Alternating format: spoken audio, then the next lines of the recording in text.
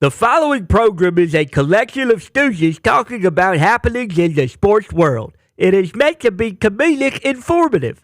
The opinions expressed on this show do not necessarily reflect the beliefs of their peers, their boss, or ESPN. There may be some cuss words because that's how humans in the real world talk. If you are young, please seek permission before watching any further. Hey, 20. let's go. This show stinks, and the fact that you listen, we are very, very thankful for. McAfee on the line with a gorgeous assist. The all-time leading tackler for the Green Bay Packers. You pink. Damn it! Be a friend, tell a friend something nice could change their life.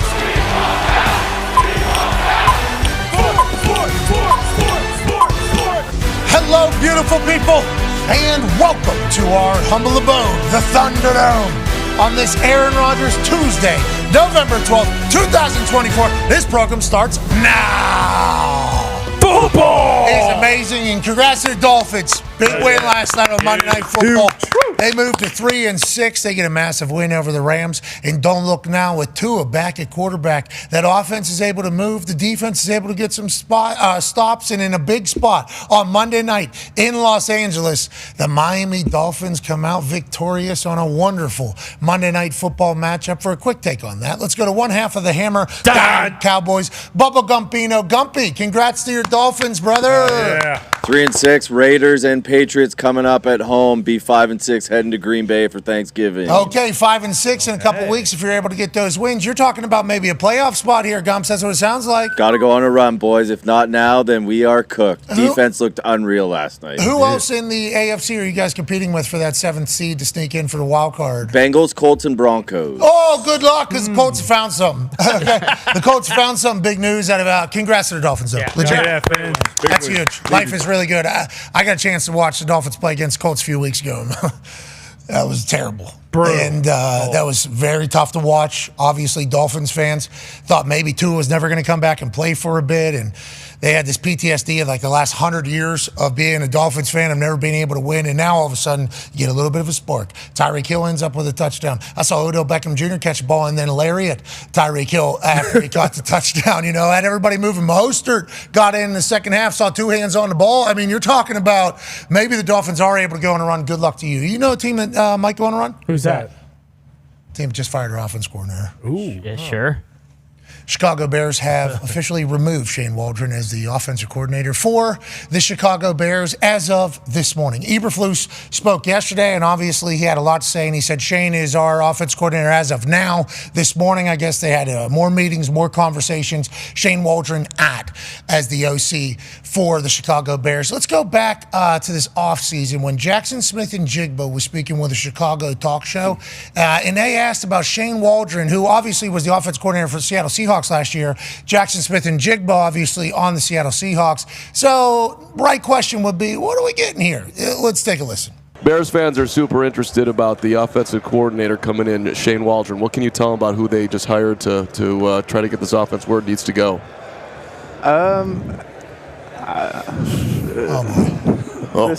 This is live? We're not live. We're not live. I'm playing. Good luck to y'all. I mean, he's a okay. He's All a great right. So, person. I mean, that was literally how it started. And Jackson Smith and Jigba was out. He's young, rookie. Okay, so what does he know? Who knows? But I think what a lot of people in Seattle knew was the offense wasn't, fantastic. So then there was a lot of chatter this morning on the morning shows on ESPN about how nobody really wanted to go in there and be the OC.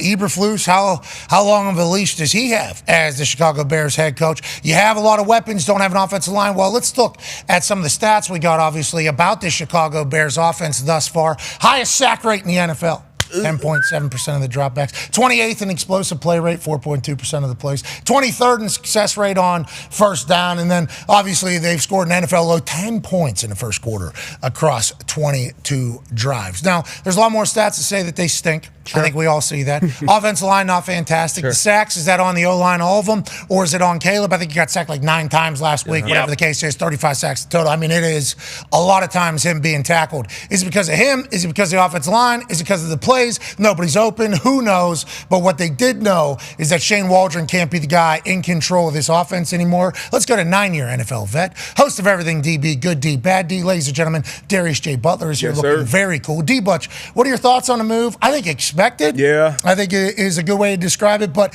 is this something that's going to turn their season around, or at least the future? I mean, we kind of saw this coming. It's hard to say turning the future around or turning things around even this season. You still got the same personnel. How much can the new OC Thomas Brown, who was their pass game coordinator, he was previously in Carolina with Frank Wright with Bryce Young. And so when you get these young quarterbacks, that makes me feel good. Number one, first and foremost. Okay. Yeah.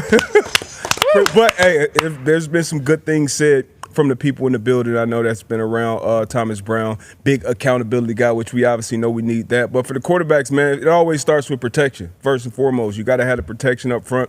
Some of the things, I don't know what's going on in the building. Some of the things are obviously on Caleb Williams. A lot of people are saying Caleb is, regressing. He's played 10 games in the National Football League. This is kind of who he is right now as a quarterback. Obviously, we know he's talented, but you got to have protection so that you can actually get some use and production out of those great weapons that they do have outside. But off-target throws, spacing, not a bunch of defined throws and reads for Caleb right now. So hopefully they can fix that and see, what he can really do with his talent. Yeah, allegedly there was a couple meetings that were had by veteran players that went and spoke to Poles, Andy Eberflus, and asked for Shane Waldron's removal. Say, listen, this ain't, okay?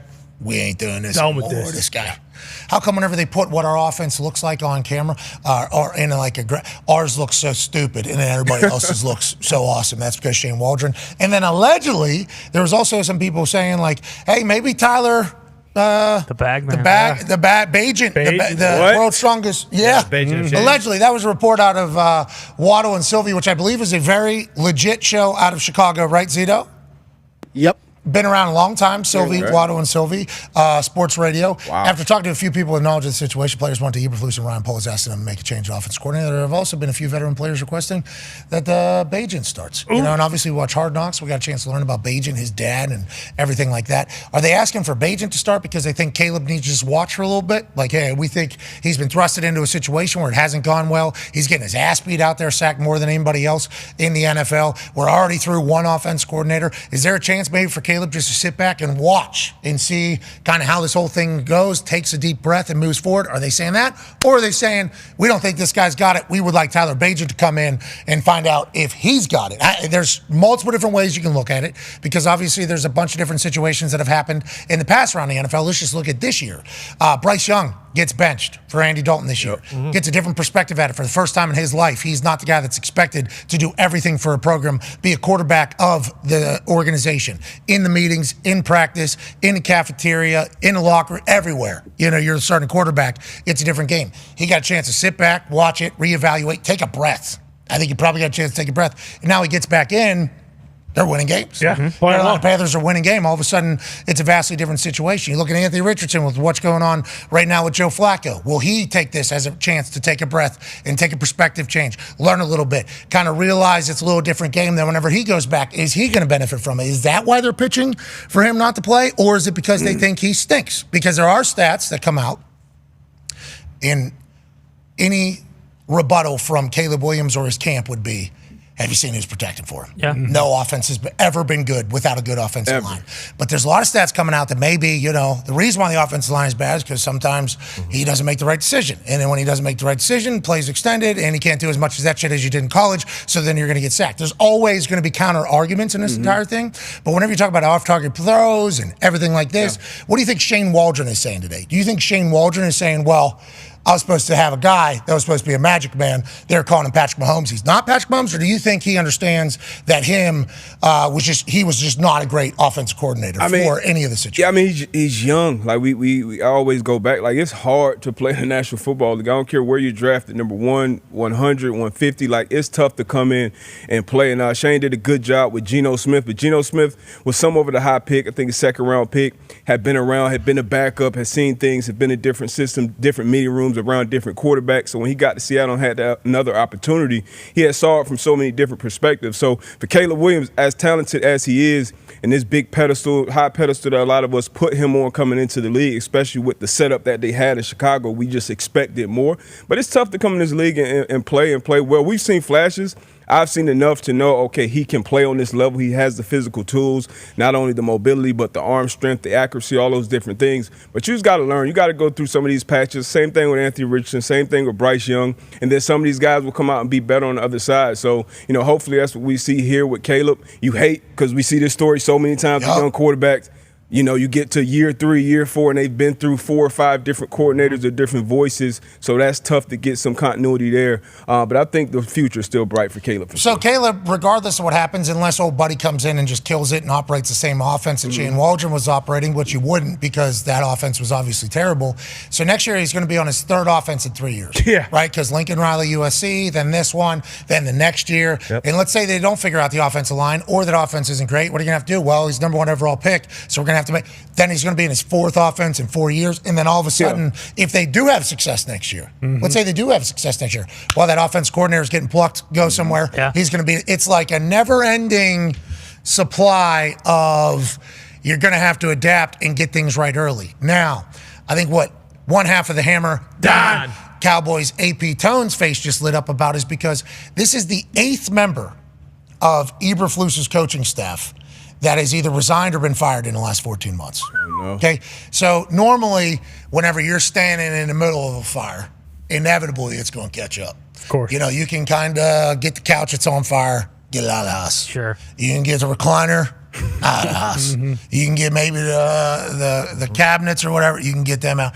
But inevitably that thing is going to, you can do this a lot and then it's going to at some point come this way. So I think a lot of people in Chicago are potentially expecting head coaching change at the end of this season. And if they do that, who do they go get? Is it a guy that maybe is no longer the cock of the walk at the university in which he is the head coach and knows Caleb very, very well in Lincoln Riley? Or is it a guy who has been an offensive coordinator in college at USC, has been a head coach in the NFL before, and is now leading a rookie quarterback to another historic season in Cliff Kingsbury? Is it Ben Johnson? Is it Slowick? There's a lot of opportunity out there, but nonetheless, all of it kind of revolves around another offense coming in next year for Caleb Williams, 3rd and 3 years. Yeah, because of what you said, where you talked about is the OC successful and then the OC leaves. That's why we love Flus, but they're going to make a change. We love Flus. I don't think Chicago does. Yeah, No, they're going to make a change. They don't like Flus. They're sick of his And beard. because of what you said, it has to be an offensive guy because you can't risk where bringing in a defensive head coach and that OC then gets plucked and then Caleb's got another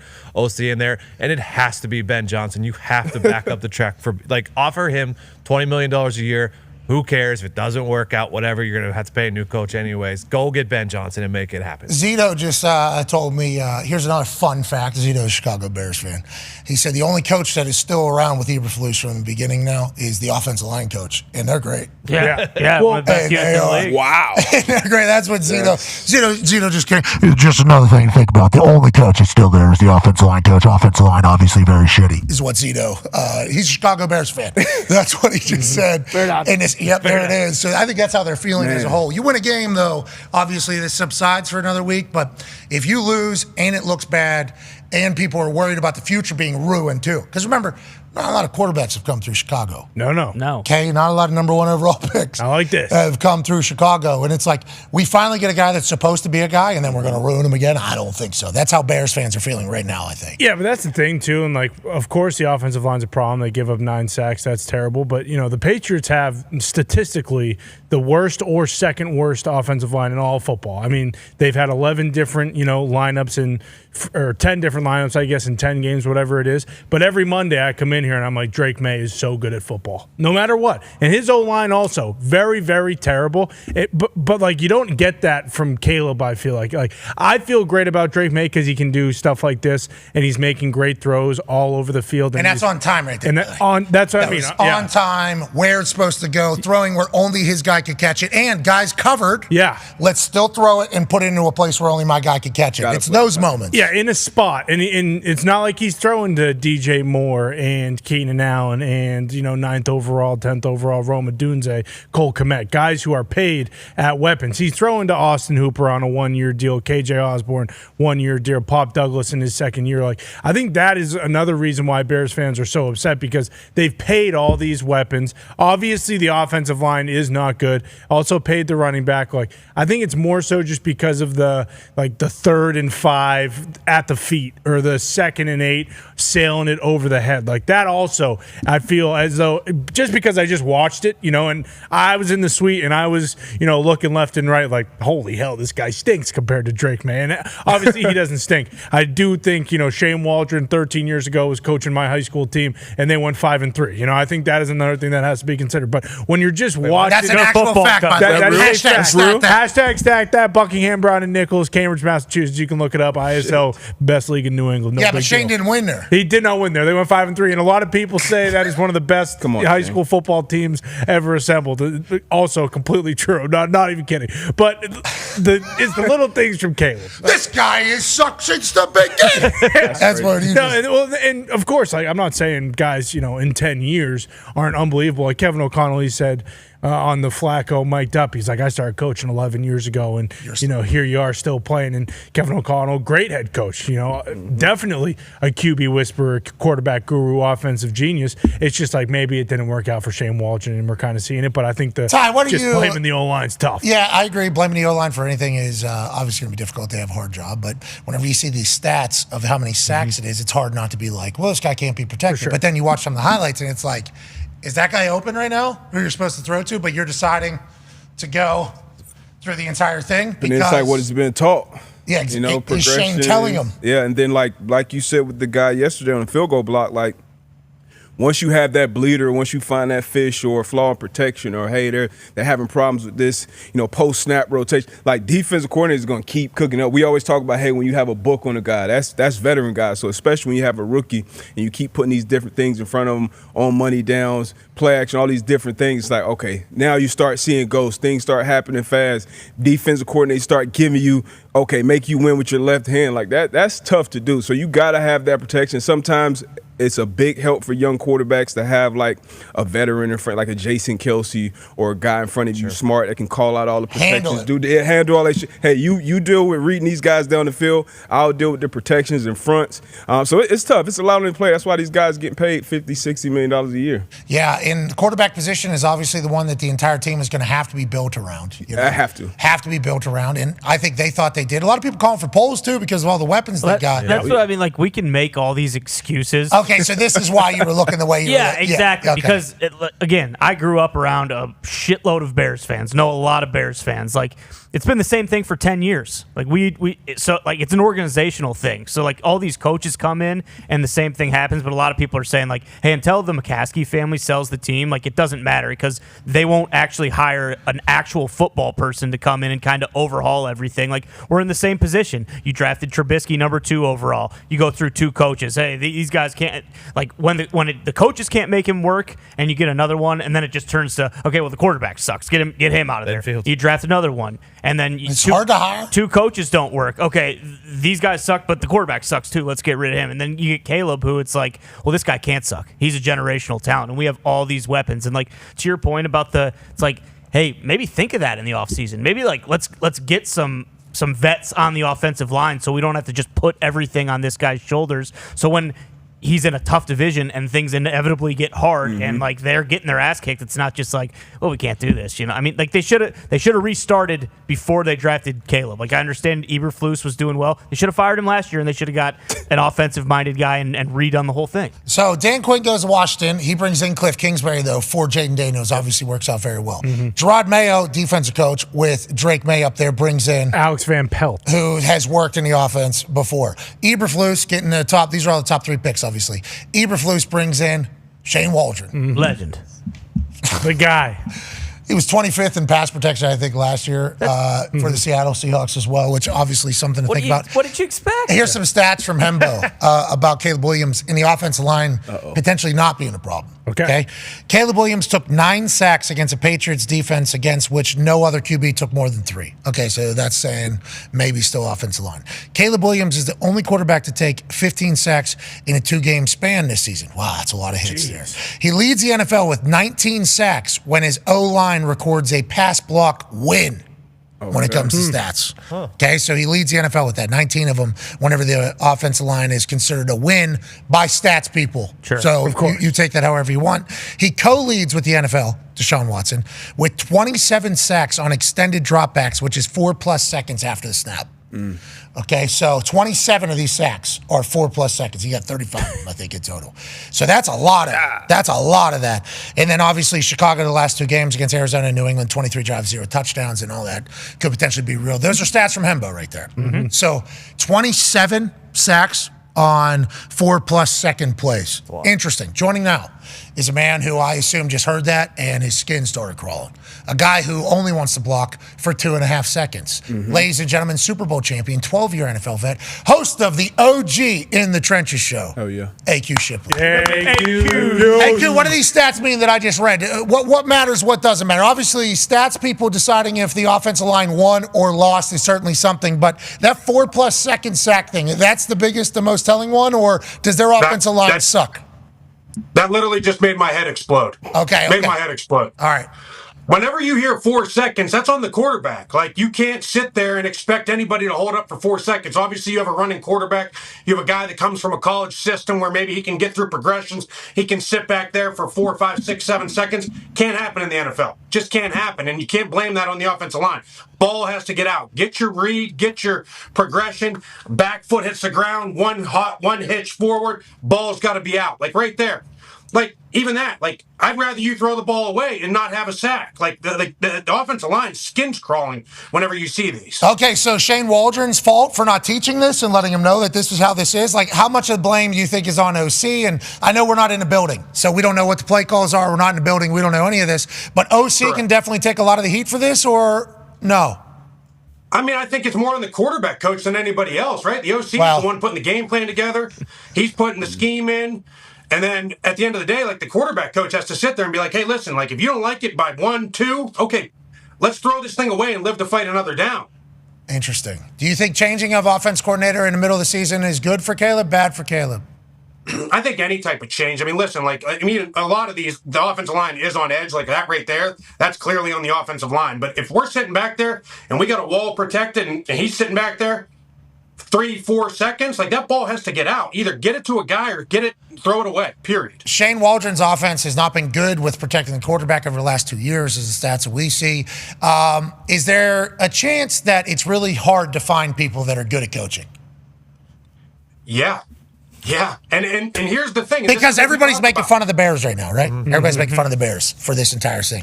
It's like there's a lot of coaches that get fired, and there's a lot of people that are supposed to be experts, and there's a lot of people that are very good coaches other places, and then come in and they stink.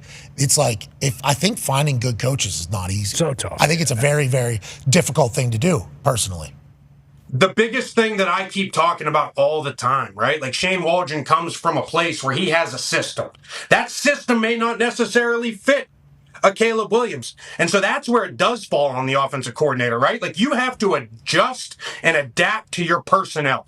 Period. And that's what makes good coaches. You can't sit here and run a Marcus Mariota offense with a statue quarterback. Like, it's not going to work, right? And so if you have a guy, you have to use his skill set and you have to find what works. And if we're sitting there just doing the same thing over and over and over again and it's not working, we have to find a way to adapt and become a better football team. And that falls on the offensive coordinator. And that's why I think there's a change. The biggest thing we talk about, though, all the time is mid-season, 10 weeks into the season, terminology's already put in.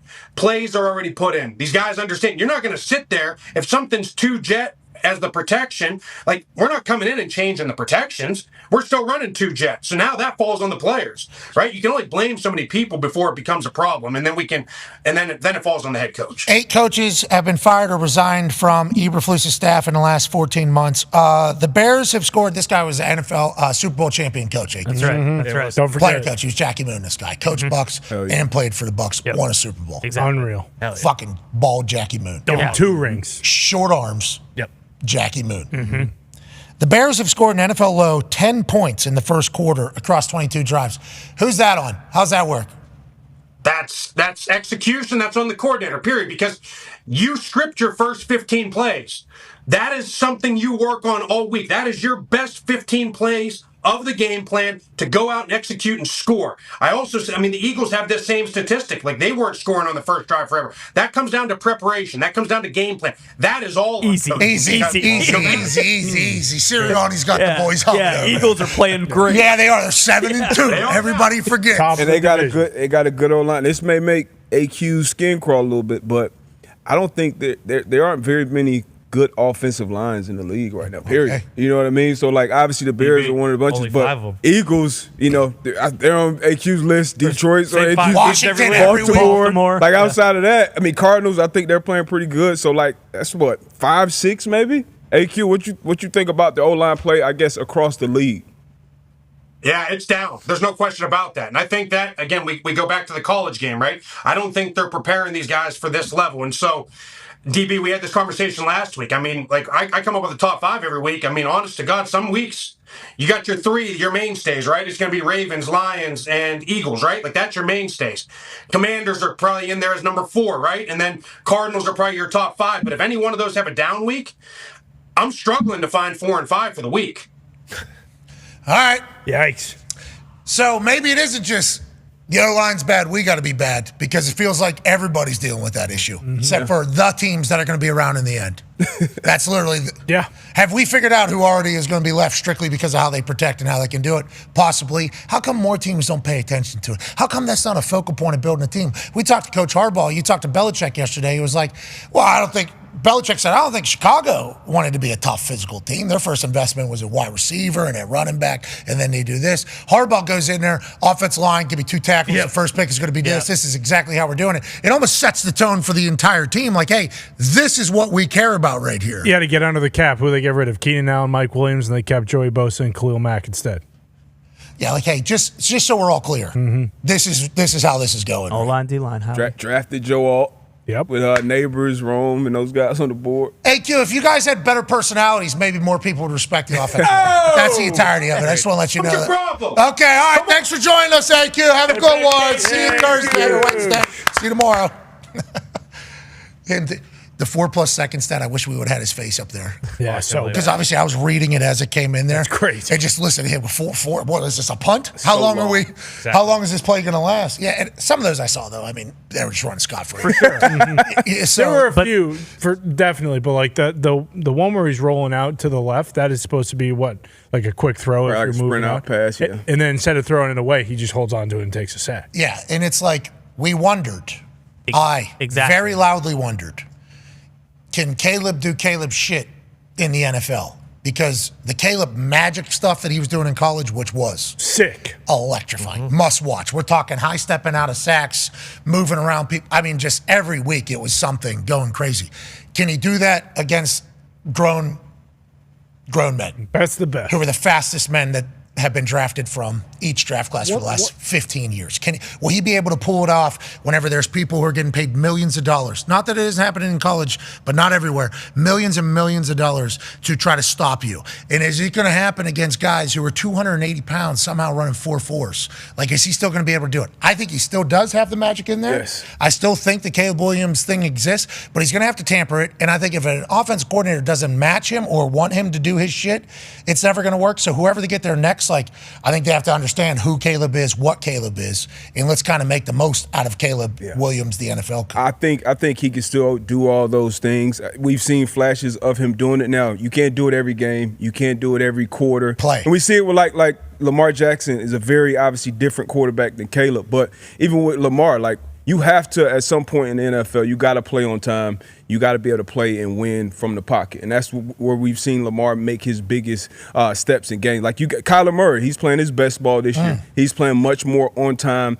reading things from the pocket, making throws. And then when Kyler has to be special, Kyler could be special. Josh Allen, same thing. So, at some point, you let those special traits take over. That's why these guys are these guys and can elevate different play. Like Justin Herbert's another guy who went through 3 different coordinators in his 3 first years, but he was special. He was off the charts. But now we're seeing Harbaugh talk talked about it yesterday. You don't have to play hero ball. Like, let the other guys do their job. When it's your time to be special, be special. And then I think that's a big reason why Bears fans are so frustrated too, because obviously circumstances are different, but like that's exactly what Jaden Daniels is doing in Washington. Like, we know how special he is with his legs, but like he's winning from the pocket, and then if he has to get out and run, he will, but he's not looking to extend the play on every single play and have an explosive play on every single play like it looks like Caleb is, and look how good Washington's doing. How about Jim Harbaugh?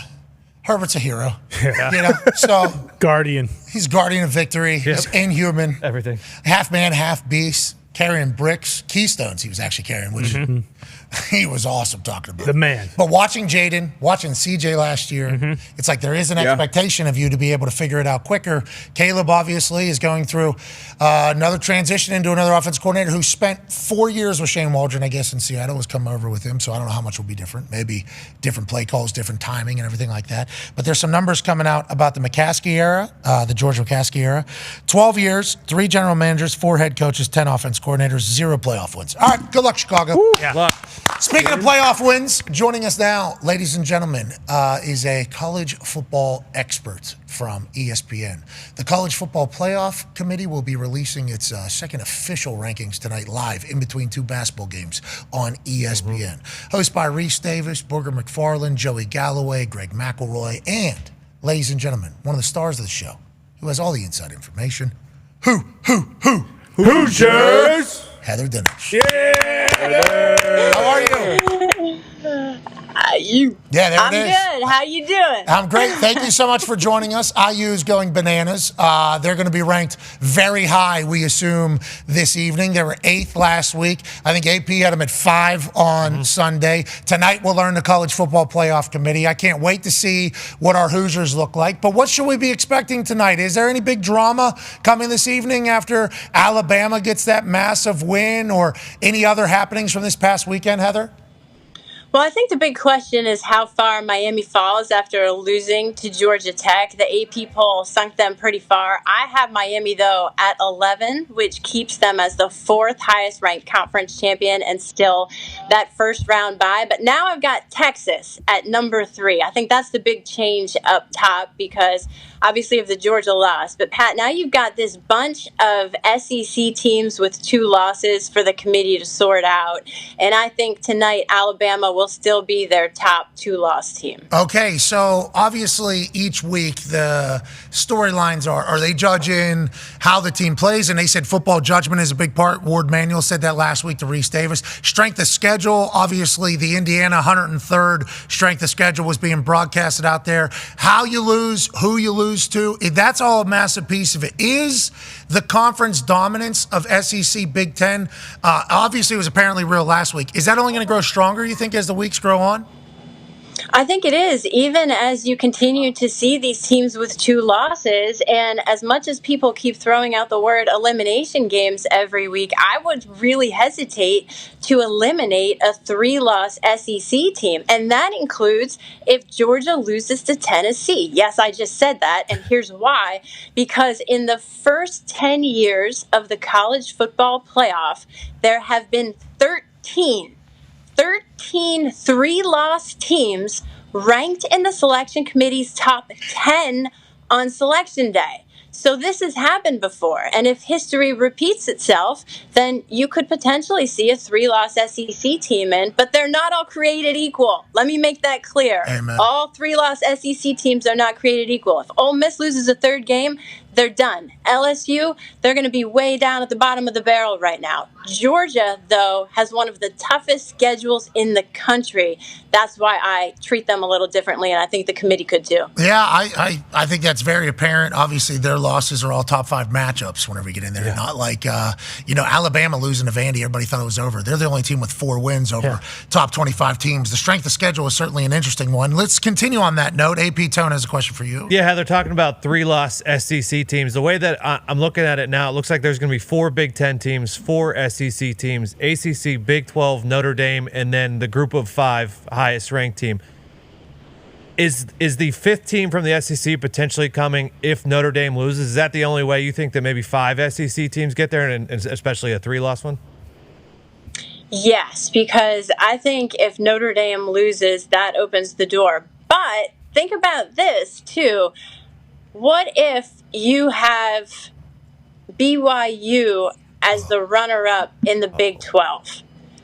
If you have Colorado as a 2-loss Big 12 champion, and BYU's only loss is a close game to Colorado, then do you have 2 Big 12 teams in? To me, that's going to be a good debate for the selection committee. A 3-loss SEC team or a 1-loss BYU Big 12 runner-up? Okay, so I cannot wait for the drama there. And I think I heard Coach Saban say that, when there was only the 4-team playoff, there was only like 3 teams that potentially were pissed, super pissed. Florida State last year obviously took the cake of being the most mad for good reason. We understand why they would be mad. Georgia also could have been very, very mad last year. They're the back-to-back national champs, can't even get in there to defend.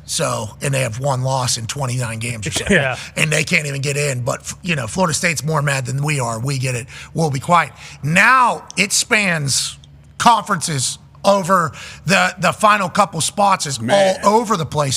So you got like 20, maybe 10 teams that are mad as opposed to just 2 or 3 teams that are mad. There's a chance that there's even more drama at the end, even though we've expanded the entirety of it. And I think it's good for ball. I think it's good for college ball, keeping the amount of hope. It's so fun. But with the hope comes the disappointment, which then becomes very, very loud. How many million people would watch if we could just have cameras? Watch in the room where they actually put like cameras, commercial spots. 15 million people probably watch. How many people are in the college football committee? And it's a rotating cast, right? Every 3 years stint. That's right. There are 13 people in there. It's a mix of former coaches, sitting athletic directors. There's 1 former sports writer, Kelly Whiteside, is in there. So it's a variety of people. But everybody always assumes that they're going to act how the previous group acted, but it's a different group, right? It's they run tenure, I think 3 years. And is it a rotating cast or is it 3 years, same group, and then they move on? No, it's 3-year tenure. So, for example, this year there are 6 new committee members. And you make a great point because in the past there have been committee members who have valued head-to-head more than something else, right? Or strength of schedule. And that's what people need to understand is how you feel as a committee member could be completely different from the person sitting next to you. I mean, I remember 2021 when they ranked Michigan State ahead of Michigan because in spite of the head-to-head and everybody was going bananas. Well, you can see tonight Ole Miss could be behind Georgia not even a week after beating them. Yeah. Because Georgia beat Texas and Clemson, and they have a better schedule. So how much does head-to-head matter? Well, it depends on who you ask in that room. Yeah, and that room changes. So you really, and in the first 12-team playoff, this is now setting precedent for what the future looks like. Go ahead, man. Yeah, Heather, with the SEC, not so much the Big Ten, because of the way it's shaping up, it feels like there's a chance one of the teams that makes the SEC championship ends up being a 3-loss team if they were to lose to a Texas or one of the other teams at the top. Are we looking at the SEC championship and the Big Ten championship as if you make it to that game, you're automatically going to get a bid, or do you think that's kind of where the 3-loss team conversation starts? Well, to be clear, just to remind everyone watching, the 5 highest-ranked conference champions are in. So the Big Ten and SEC champion is in. The question is how the committee evaluates the runner-up, right? And if it's a 3-loss team, they're going to be compared against all of the other teams in that pack. So is it a close game? You guys remember Ohio State, Wisconsin in like 2014? What was it, like 59-0? Yeah. That's a far different championship game than, let's say, Ohio State and Oregon playing each other again, and it's another close game. You better believe the runner-up in there is going to be in, right? So how do those games unfold helps answer that question. But remember this, whoever loses that game, then if they do get an at-large bid, they have to recover emotionally from losing that game and win 4 straight games to win the national title. I don't care who you are. Good luck. Yeah, anybody that makes it, and now granted, the first round bye could be good, could be bad, though, because it could be a month before they're playing football again in that first round bye for some of the champions with how it could set up, or 3 weeks or something like that. That's a long time. I'm not saying, is it rest or is it rust? If you're a top team, obviously you would hope it's rest, not rust. That home that home field playoff game is something I think we're all jacked up about, which leads to Ty asking you a question. Yeah, Heather, we were kind of talking about this earlier this week and a little bit last week, and obviously we'll see what the rankings say tonight, but in the case of like Indiana or some of these other schools, is there a chance that if they were to get a home game, that would be moved to potentially like a neutral site so that they can get more people in there and not have to worry about, like the catastrophe of a hotel situation? Or is it pretty much locked in that every home team game will be on campus at those schools? Well, the schools have the right to move it if they want to, but as long as it is feasible and as long as they can prepare for it, then I would assume that 99.999% of the time they would have that game on campus and move hell or high water to make it happen, because that is the ultimate home field advantage when it matters most. So I would be surprised unless there was something like, for example, stadium construction or just a simple inability to host it logistically. I would be shocked if anyone passed that opportunity. Yeah, the reason we even brought it up is because it was announced like last week. It might have been you. I don't remember who. It might have been you. That said, every school that is in position with this ranking to have a home field playoff game has said that they will host it at their stadium and not at a neutral site. And we're like, we didn't even know that was even a thought or a theory. What a showcase of your campus. Yeah. What a showcase of your school, showcase of everything, and a showcase of college football to the world that maybe hasn't experienced it yet. I think it'll be big. Now, there's one name that's huge that doesn't have a chance to be one of the 4 champs, obviously, by their own decision. D-Bud has a question for you. Yeah, what's the path for Notre Dame, to get to the playoff? Obviously, all the things Pat said, not having the conference championship in their schedule and the matchups they have. So Notre Dame's only path to the playoff as an independent, and this goes for Washington State too, guys, and anybody else who's an independent, is through one of those 7 at-large bids. So they have to run the table. I would expect them to be in and just sitting there watching like they do every other year while the other conferences play their conference championship game. And, when this was put together, Notre Dame athletic director Jack Swarbrick knew that they wouldn't be able to get one of those first-round buys. Former athletic director Jack Swarbrick, I should say. And that was okay because they knew that they would be able to get a first-round home game, and they would get that rest while everyone else was playing their conference championship games. So there was a little bit of a give and take there in terms of the Irish. All right, so 8:25-ish tonight, I think, is what they were marketed in between 2 basketball games. The new College Football Playoff Committee bracket will be unveiled. Same with the first one's in, first one's out, yada, yada, yada. Huge night for college ball as we continue to look ahead to the 12-team playoff. Thank you for joining us. Yeah, guys, thanks for having me on. Hey, your hometown is home of Yingling, huh? That's right, man. I didn't know that. Yingling, America's oldest brewery. I'll get you some. Okay, hey. Hell I'm yeah. from Pennsylvania. I understand the Yingling game. I understand the Loger. We appreciate you, ladies and gentlemen. Heather Dinnick. Yeah, Heather. Okay, that's a big night tonight. Yeah. Huge. It's going to be so sick. The 12-team playoff? Yeah, it's going to be so much fun. Yeah, it is. It's going to be bananas. But you asked about, like, Indiana. Indiana, obviously, huge advantage having it on campus and everything like that. 55,000 people, okay? The speakers don't really work. Right. There's no real, but I guess it is like we're here. Yeah, in Bloomington. You would want to have it like we're here, but you think- could see how there's maybe a conversation happening, though, about if we're able to. But also, if Sig thinks that, say it's in Indiana and it's 33 degrees out, a little light snow, would he rather be playing there or in a 75 degrees Lucas Oil Stadium against a team that, he might want to muck it up in there? Yeah, maybe he wants to, but his team. No, I know. They hug it. So. Well, that's why I think, like, if you play at Lucas Oil, like, in certain situations, like, yeah, it'd probably be split, but, like, if Indiana makes it in, everyone in this state is going to want to go to that game. Like they're rabid for, a win. Like, so if you can add 15,000 more fans that are going to come because they will be Indiana fans, like, why wouldn't you consider it? Yeah, and I think it's still your home game. So it's your stadium. Still money. Still your stadium. Right. Still everything like that. So I would like the Bloomington people to enjoy the hell out of a playoff game. For sure. But not that far away. It's No. a bigger stadium No. that is ready. Yeah. Is it even available? Oh, true. That's a great question. Didn't even think about that. Volleyball tournament, we can have anything going on. Didn't even think about that. Could you want to have the AFC Championship? Can't. Sorry, got a volleyball tournament. Huge volleyball tournament. You want to have a college football playoff game? No. Sorry. Shriners Convention. Yeah, I understand. You get it. Yeah, they got to come in and do their shrine. Gravedigger's going to be here, so Yeah. I hope all the home games are cold weather. Yes. Well, those SEC teams aren't going to be correct. Yeah, except for SEC. I would like an SEC home game in college football playoff. No doubt. Oh, they'll get one. Yeah, definitely. That's what I'm saying. I would. It's all in how literally how the seeding comes. Bama or Georgia. And how are they going to bring that up? How are they going to bring that up when they're talking? If we make them just 6th instead of 8th, like now all of a sudden we gotta. There's gonna be some games and shit. Oh yeah, Oh yeah. Like I didn't even considered it, but like people are gonna be so pissed because there is a chance that Georgia is ahead of Ole Miss, and it's like, well, I'm sorry. I mean, look at it. Look at it right there. I mean, the SEC and Big Ten have all the home games right there. Yeah, right. Well, that's because they're littered in the top 12. But yeah.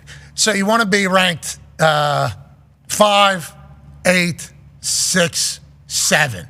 That is the home. If you're AD, if you're an athletic director. Yeah. 1 through 4, certainly let's be a champion. Sure. Certainly. Yeah. We want to do that. If we land 5 through 8, though, we got another 110,000 ticket sales. That's what we're at least. That's what we're because Penn State was up there last week, and it's like Penn State potentially has then the night out because obviously ESPN will be broadcasting it, so that'll be a primetime game, actual primetime at night, and be happening in it all. It's like that's a match. That's a pivotal point for your entire program, your entire university. Yeah. You're getting a lot of eyes that don't watch college ball that are going to see your shit in your show. It's like, I can't wait for that. With all due respect to the bowl games that are going to be represented in the quarterfinals, I wouldn't hate to see those quarterfinals be home games too. Amen. Yeah. You kidding me? Amen. Some of the rematches. Hey, you know what? Every one of these games, let's make it a home field. Ohio game. State having to go to BYU in the second round, that'd be just awesome. That would be sweet. Well, and it gives the teams like BYU and like they have a better chance than a neutral field. Ohio State's just going to take over. National champion we get, like the Super Bowl. Yeah, sure. Yeah. Neutral national, I'm cool. We get it, yeah. Semis too. Yeah. Pasadena. No. I want home field advantage in semifinals too. They were with them the whole time. That's right. Oregon, they get a bye. Okay, they don't even get a home game. They don't even have to anybody have to fly out to Hudson. They should definitely have it. They make it to the semis. Yeah, number 1 team in the country. Sorry about it. Have a better season. Maybe you're Oregon. I agree. Yeah. You got to fly all the way out to Oregon. You got to deal with it out there. I don't mind that. Damn. Now, granted, the amount of corporate money that is coming in from all those places, Crazy. I assume, is bananas. But it's like the home field playoff game is one of the big sells of the 12 team. Yeah. More teams, more opportunity, more exposure for what college football has that no other sport in the United States has. Okay? And soccer has it overseas in Europe and everything like that. How big are those stadiums, Gumpy? How big are those stadiums? They can get up to like 80,000, the big ones. What's standard, though?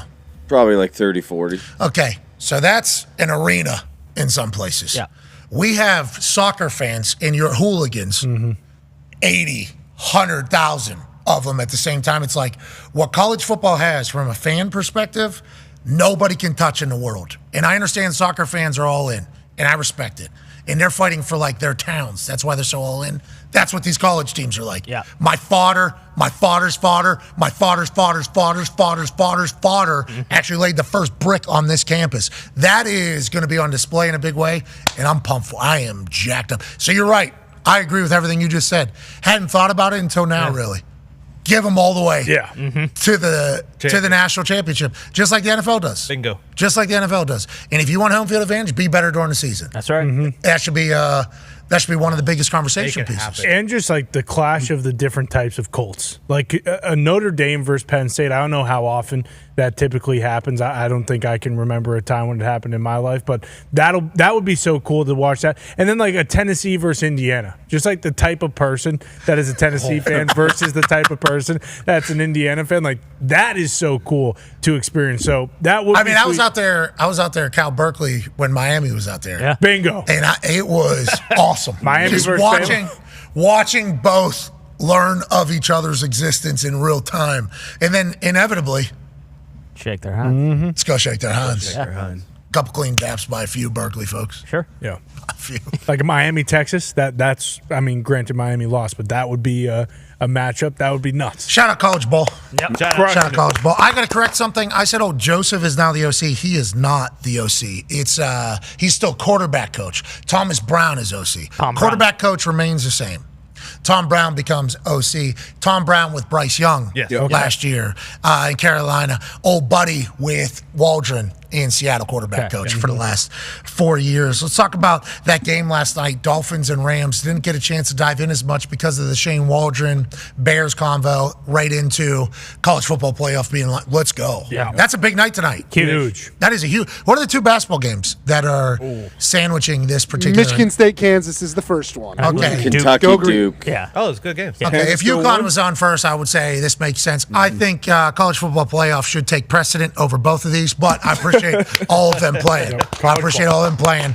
Cannot wait. Gumpy, are we gambling on both of those games? Or Yeah, we got the dogs barking in both of those tonight. which we know who that is, obviously. Michigan State. Michigan State's getting 6.5 at home. Kentucky's getting 6.5 at Duke. Okay, so we like both the dogs. Yep. Cooper Flag? Oh, yeah. You're betting against Cooper Flag? Oh, yeah. Okay, Oh, brother. Second best freshman in the country. Easy. Behind Mick.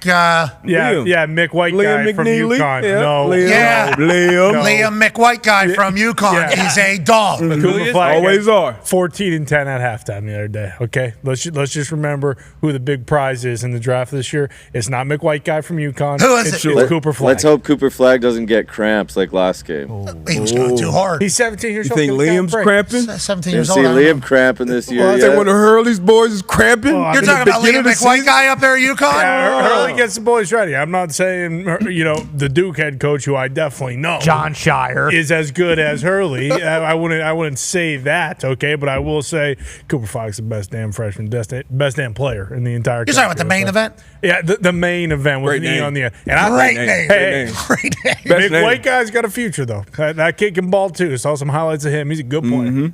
He's a good player. He ain't Cooper Flag though. Okay, He's playing for Dan Hurley. He might be able to figure it out. no doubt about it. I have the utmost respect. Who's cutting nets at the end? McWhite guy or the main event? I mean, if we know anything about Duke basketball, what they have, the three of the top 6 picks a few years ago, yeah, I'm going to bet on Hurley and McWhite guy. I'm not, but Flag's still the number 1 pick. All right. McWhite guy's logo might be him cutting down nets. Yeah. The main event's got all. He can do anything. He's got a lot of brand build. But McWhite guy and that squad up there might really pull it off. Let's definitely call him that for the rest of the year. No doubt about it. No doubt about it. We're the worst show of all time. No questions asked.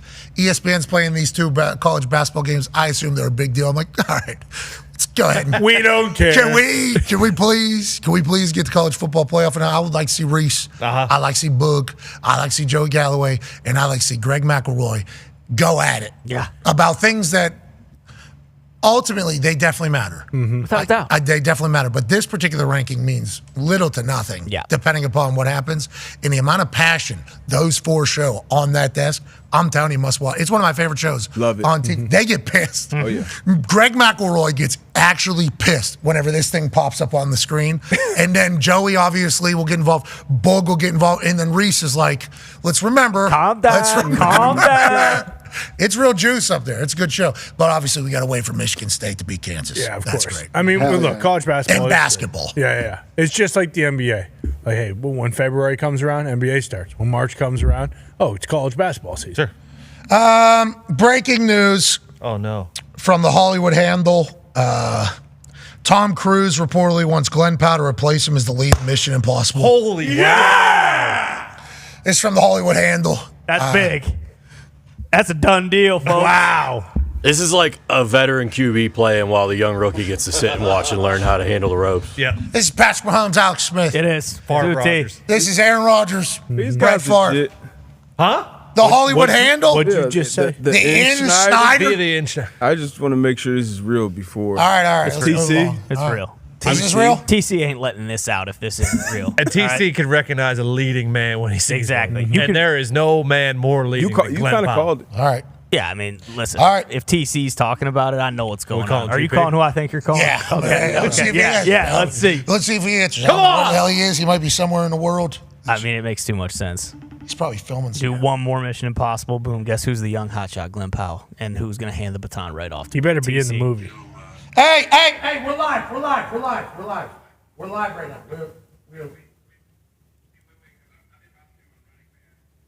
Oh, is that? Yeah. Okay. Don't let that out. I literally am wearing my costume in the movie, man. I can't. All right, I won't show you. Sweet costume. They just broke some massive news about you and your future, and we just wanted to say congratulations to you. Oh, what is it? Tell him what the insider said. Do we trust what @Hollywood handle says in the Hollywood world? It's from the In-Snyder. Do we know who the In-Snyder is? INSNEIDER? I know who that guy is, yeah. Okay. Shit, credible? Is In-Snyder normally right? I couldn't tell you. Okay, well. Well, is this right?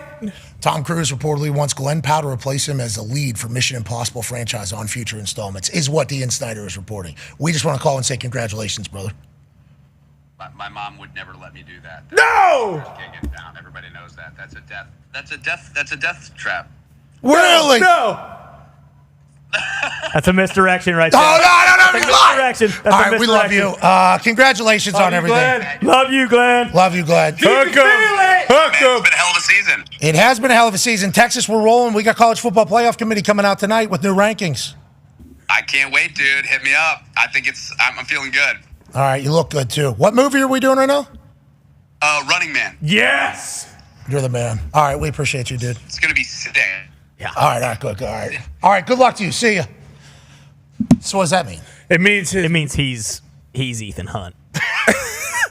That's what you think? Yeah, we found our next guy. He looks really cool right there. Oh yeah, I bet he did. That's a remake of an Arnold Schwarzenegger movie. It's gonna be awesome. He looked so cool right there. Yeah. Also glistening. They got him. Nice. I'm sure he's absolutely shocked. Yeah, I just saw an incredibly handsome person. Yeah. And then who's he in that movie with? Which one? That Running Man movie. The Running Man? I don't know. He's older gentleman with longer hair. We've seen him. I don't know. He's the main character though. Bill Defoe, Josh Brolin. Robert Outer De Niro. Put the guy's picture up. I'll be able to tell you if it's him. outer range guy, outer range, Bill H. Macy. with the big hole in the farm. Okay, yeah. Who was the guy? Josh Brolin. I'm looking at the cast. It's Brolin, Bill H. Macy. Yeah, there he is, top right. No, William Macy. Oh, Bill H. Macy. Yeah, I just saw him. Nice. Hey, Bill, nice to see you on the FaceTime, bub. Hell yeah. He Bill looks was super. on the FaceTime? Yeah, he turned around and saw. Hey, it was good to see you. Nice to meet you, sir. Nice to meet Michael you, sir. Cera. I guess this movie's going to be phenomenal. Yeah. Glen Powell said it's going to be sick. Yeah. I believe is how he ended it. Mm-hmm. He looks so cool right there. You know what's great about Glen Powell is he's a nice guy. Jacked up for Texas. Yeah. Do you remember when we were all wearing flight suits standing next to him? Yeah.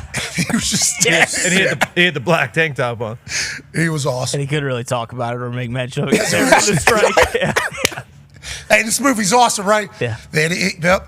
Love all forms of entertainment. Come on, Texas. All forms of entertainment. Just kept calling him Hangman. Yeah, the whole time. Hey, man, tell me what Texas needs to do to get this thing turned around against Oklahoma. They lose that game. Yeah. Oh yeah, Dylan Gabriel. Yeah. Won bananas. Mm-hmm. Now he leads the #1 Oregon team. Wow.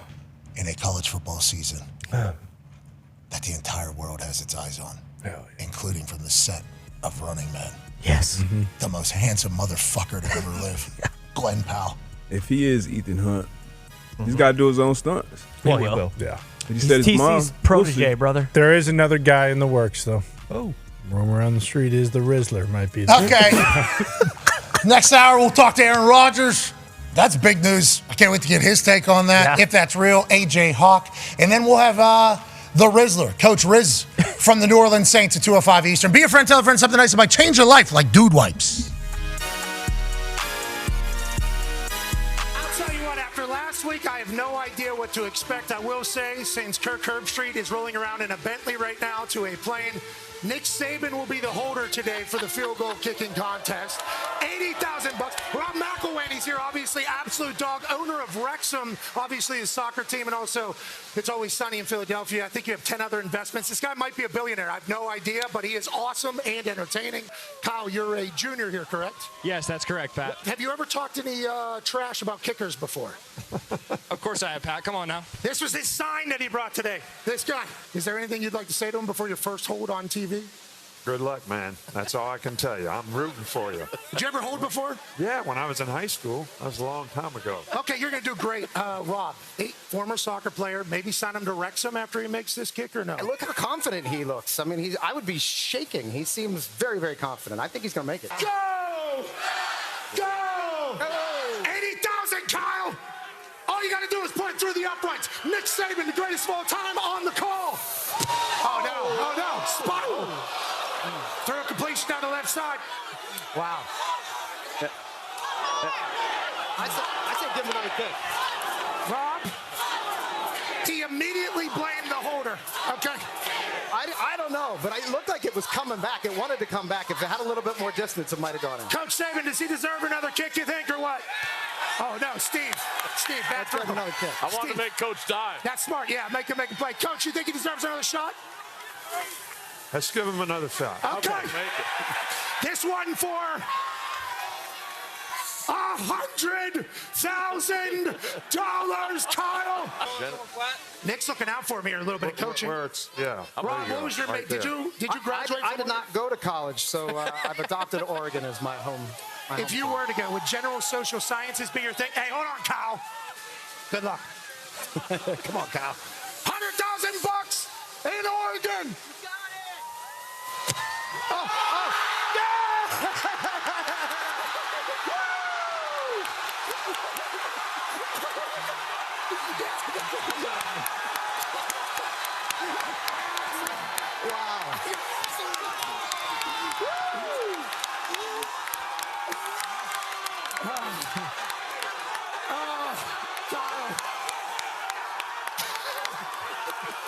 what about?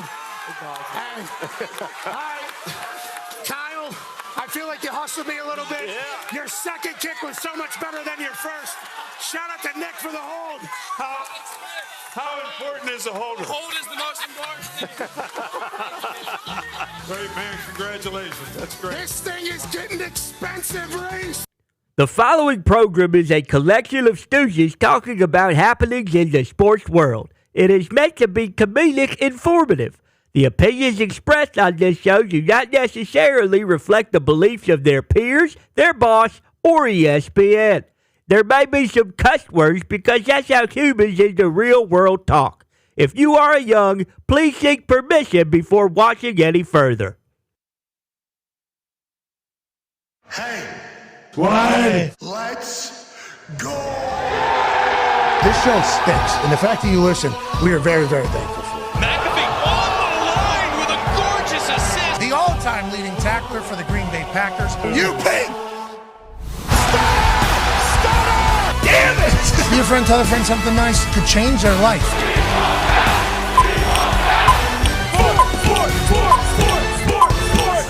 Hello, beautiful people, and welcome back to our humble abode, the Thunderdome, on this Aaron Rodgers Tuesday, November 12th, 2024. Hour 2 of the program starts now.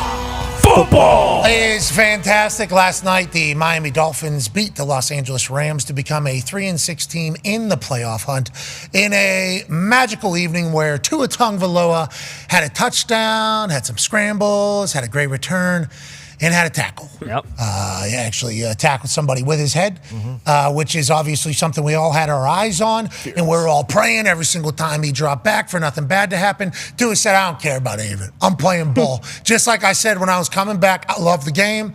I love the game till death. Boom! Throws a pick, puts his head down into a guy's knee pretty much. Now he gets shin to the ear hole, bounces back up. I think Tua probably learned a lot about himself in that moment. I think we all learned a lot about Tua in that moment. And we'd like to say, Tua, you throw a pick, get the fuck away from the play. Please. Straight tackle. You got it. Yeah, hey, good you got him, Tua. You got him. Good stick. Yeah. I mean, that's a real shot to the head. Very lucky. I mean, he got his head across. That's what you're. I mean, great form tackle. Had his head down. We need heads up football, obviously, if we're looking for that. But, I mean, that's a kick right to the head. If that thing's just a little bit hot, not even going to get into it. Tua, we're happy you're all right. Yep, that baby Congrats to the Dolphins. Darius J. Butler predicted the Dolphins were going to win last night, as did Gumpy. You guys had real faith in that team, huh? Obviously, the state of Florida was on the line. Oh, yeah, 0-11. Yeah, Tua wasn't going to let us down. The boys wasn't going to let us down. Defense, obviously, Tua came out hot. AQ, You talked about the first 15, like that first drive, the Dolphins just marched right down the field, got into the end zone. Then the defensive side of the ball, Anthony Weaver on third down. I don't think they converted a third down until like late in the third quarter. The Rams 3 for 12 overall in the game. Obviously, we know that's the money down. Had to settle for a bunch of short field goals instead of getting into the end zone. Matt Stafford had his weapons back with Puka, Cooper. They were productive. The other Robinson didn't have many catches, many plays, but Stafford was definitely fooled a few times, bringing pressure. So, I love what my Dolphins did, man. Big win, and now we stay in the thick of it in the AFC. And that guy who's 6'9", in his 17th year. Oh, my God. At the age of 38, out of the U. Yeah. Calais Campbell causing full chaos. They're calling him Calais Campbell. This dude had a couple sacks, had a pass breakup, forced an interception. I mean, this dude was on fire. I've had a chance to obviously meet Calais Campbell in person before. He's a sweet boy. Yeah. Really? We're talking about great dude. Walter Payton Man of the Year in the past. Probably would win it every single year if they didn't want to just keep giving it to the same person. Yeah. Has a good time, relatable, so tall. Huge. So tall. Huge. I've only seen him at a few events. And he's one of those guys at the events, and I assume there's a lot of NBA guys who feel this way, but I don't know if all NBA guys are 330 or whatever the hell he is because of how tall he is. His bones got to weigh at least 300 pounds, you'd assume. But he's big. He's absolutely big. So you're at an event, and you just, you see him. Like, everybody sees him. They're hard not to.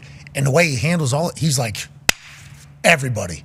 I assume the same way like Shaq moves. Whenever he's in public, Calais moves the exact same way. Never met anybody that has met Calais who hasn't loved him. Like that. Great dude. That type of dude, too. So to see him having the success that he's having, and every team, he's kind of just moved on from, and every time it's always like, well, he was doing well, why would you? He's doing well, why would you? He's doing well, why would you? That's kind of the end of this career he's had, but you're talking 17 years in this entire thing. I mean, He's been so good all year. They started him kind of like a snap count at the start of the year. Every game he's playing more and more, and he just keeps getting better and better. It's incredible. 38 years old, obviously has a massive night last night, 253 games, 108.5 sacks, 43rd most in the NFL history, 822 total tackles, 3 interceptions. Glue guy in the locker room, too, I think, like always. Obviously, Walter Payton Man of the Year, incredible guy, 6-time Pro Bowler, and a part of the All-Decade team. And I believe Troy last night, who is one of the voices of the Hall of Fame. You remember the whole Jimmy Johnson, Jerry Jones situation at the Hall of Fame because of Troy Aikman.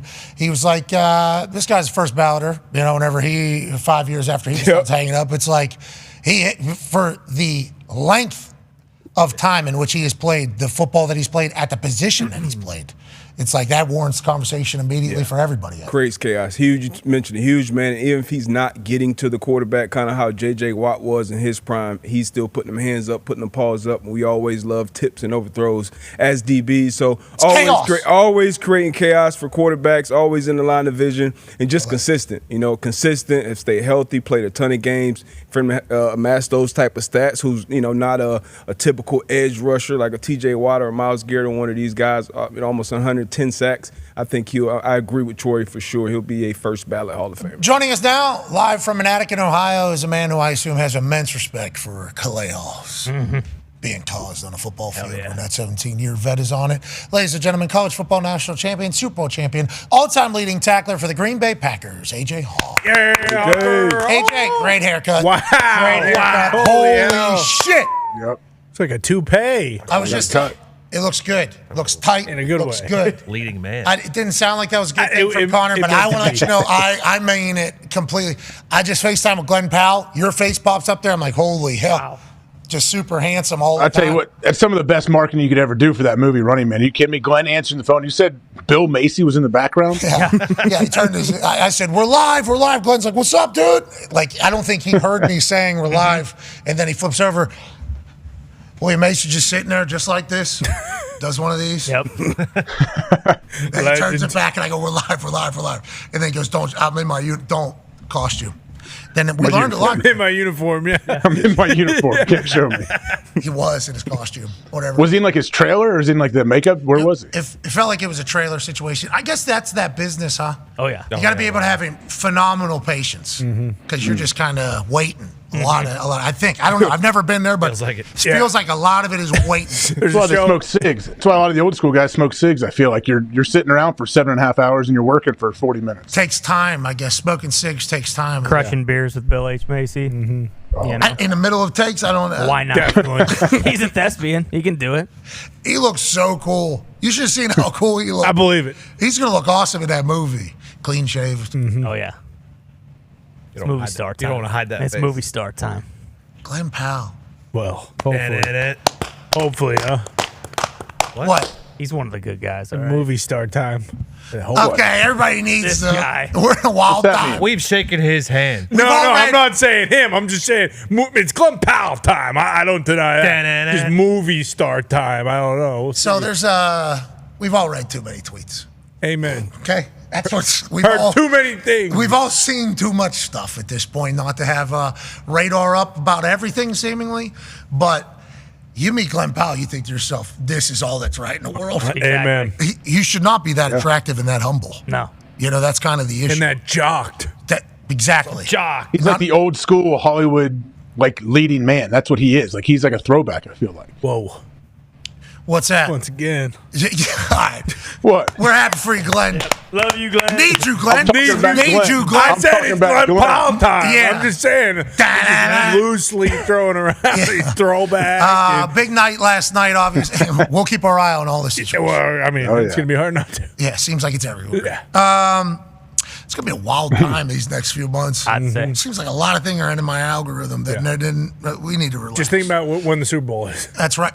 That's Big game last night. Speaking of the Super Bowl, the Miami Dolphins are now 3-6, AJ, and staying afloat is the proper way to describe this. They're talking about them going on a playoff run. Now, phenomenal graphic here by D-Bone. Okay, great. The attention to detail here is very impressive. Look at the water, but the boys are still there. Okay, and then what's swimming at their feet? That looks like a dolphin. Well, Snowflake. Got a bottlenose? It might be Snowflake, actually, because that is where the entire conversation stemmed from in this. We thought there was a chance Finkel might make an appearance on this particular graphic as well, but look at the sunset. Look at this. Look at the sky. the font on the letters. I mean, everything about it. Phenomenal work by D-Bone here, but it tells a bigger story. We took this much time on a team that's 3-6 because the conversation is they might be able to get into the playoff hunt. Wild card. 7th seed maybe in the AFC. They can go and get it. Is that a reality for this Miami Dolphins team after you watched last night, AJ Hawk? I mean, you can definitely see how it's a possibility. I mean, if their defense continues to play like their defense, forces 5 field goals from the Rams. We know how explosive the Rams offense can be with Matt Stafford and the weapons he has on the outside. So, yeah, if their defense plays like this, I mean, you got to go on a run that, we don't see teams go on too often, but why not? Why not give them a chance? Go ahead. So I went back and I looked since the NFL went to the 14-team playoff in 2020.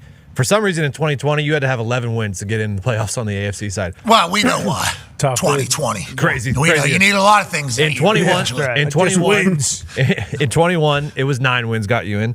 In 2022, 9 wins got you in, and then last year 10 wins got you in. So you got to get at least 9 for sure, possibly 10 to get in the playoffs. Okay, so that's where the 7th seed has remained. This year, at the beginning of the year, there was a lot of seemingly, I don't want to say turmoil, but there was a lot going around, passing the buck happening. So what will the win-loss record have to be for the 7th seed? Will it be different this year than years past, potentially? But a road to 10. The Bengals are trying to get there. Obviously, they were trying to get there.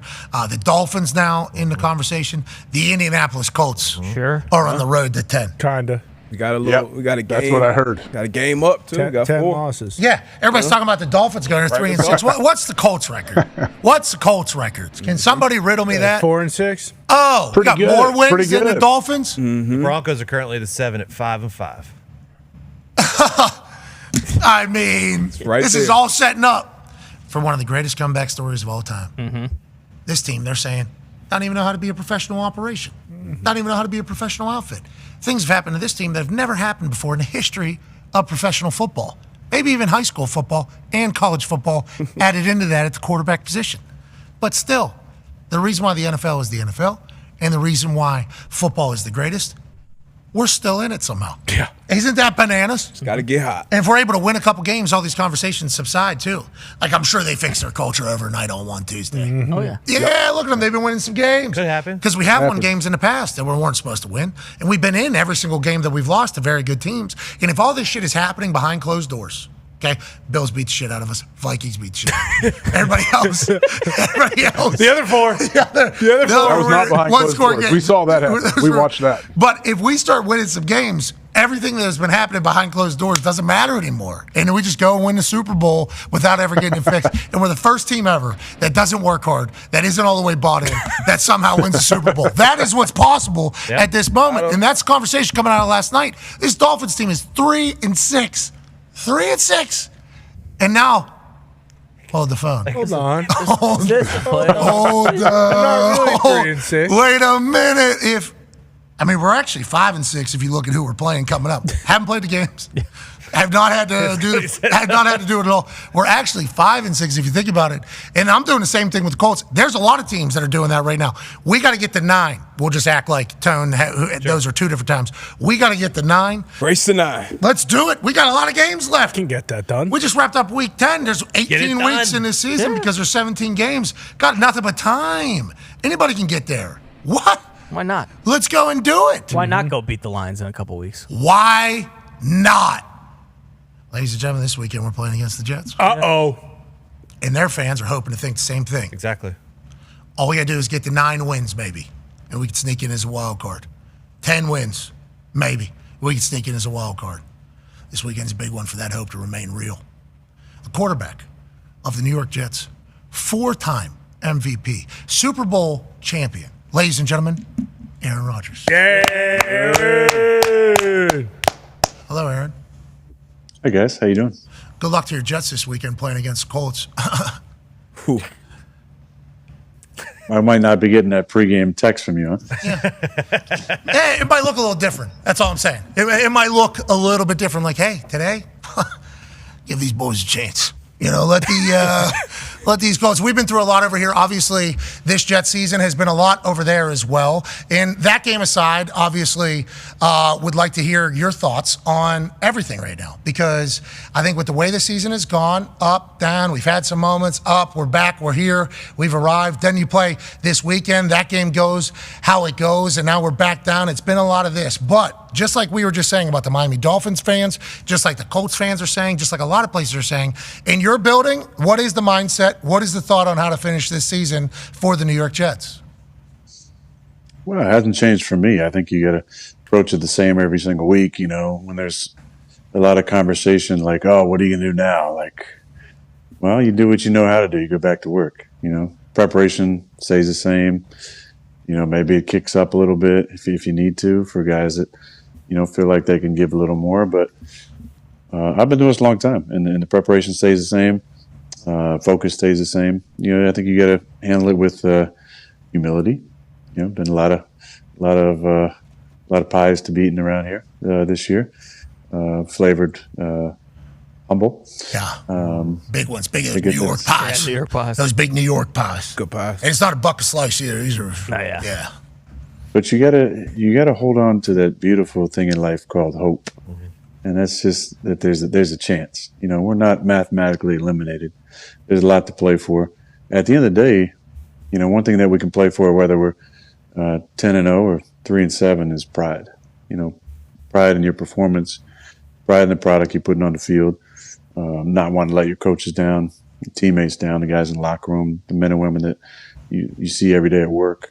There's got to be pride in that. It's got to be pride that spurs you on Monday night when you're tired and you just had a long flight and you sit down and you watch your film and you wake up Tuesday morning, you get after it in preparation, you go in the facility, you take care of your body, you do your workout or whatever it might be, and then you get after it Tuesday afternoon, Tuesday evening, make sure you're ready to go Wednesday with questions, with ideas, and hitting your coach up, making sure that you get an early look at the plans, you can come in with some questions and do all the little things. I think a lot of times when shit's not going your way, they want to make it about there's a big thing, it's the coach's fault or player's fault or my fault or Todd's fault or Salah's fault, obviously, or Hackett's fault, whoever you want to lay blame on. But a lot of times it comes down to just doing little things. It's the little things that actually add up to the big things. And then, on the outside world, you just see like a very easy fix, get rid of this person, get rid of that person, do this, do that.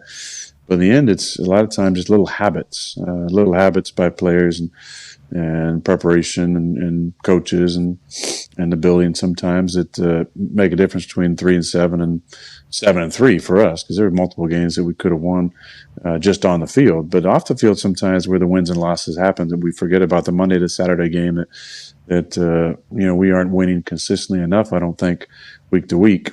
Sunday product is what it is. We've been inconsistent. We've had good games, good halves, bad games, inconsistent games. Most of it has been not playing complementary football on all three sides, which obviously happened in Arizona. We had a chance on our first two drives to stay tight, regardless of what happened on our defense. They went down and scored. We had a chance to get 7 there. We had, didn't execute and settle for a field goal. They went down and scored again. Now it's 14-3. We went down the field again, put together a nice drive and didn't get 7 again. Now it's 14-6. Then they go down and scores 21-6. And then, we went 3 and out, and then it's 24-6 at half. Then we have another chance to get back in the game. We drive down the field and get inside the 10. Can't score. Sack, fumble on 4th down. Unfortunately, with the guy open to make it 24, 13, or 14 if we go for 2. And then the game's different. So it's on us, to fix it, obviously. But you're not going to fix it by doing the same thing. There's little tweaks in the Monday to Saturday, I think, can turn this thing. And you turn this thing, you beat a Colts team that's had some up and down, games themselves. Some games they played really well and won. Some games where they probably felt like they should have won. They're 4-6. They're not out of it. They're still in it. They got a lot of veteran players over there, a lot of pride.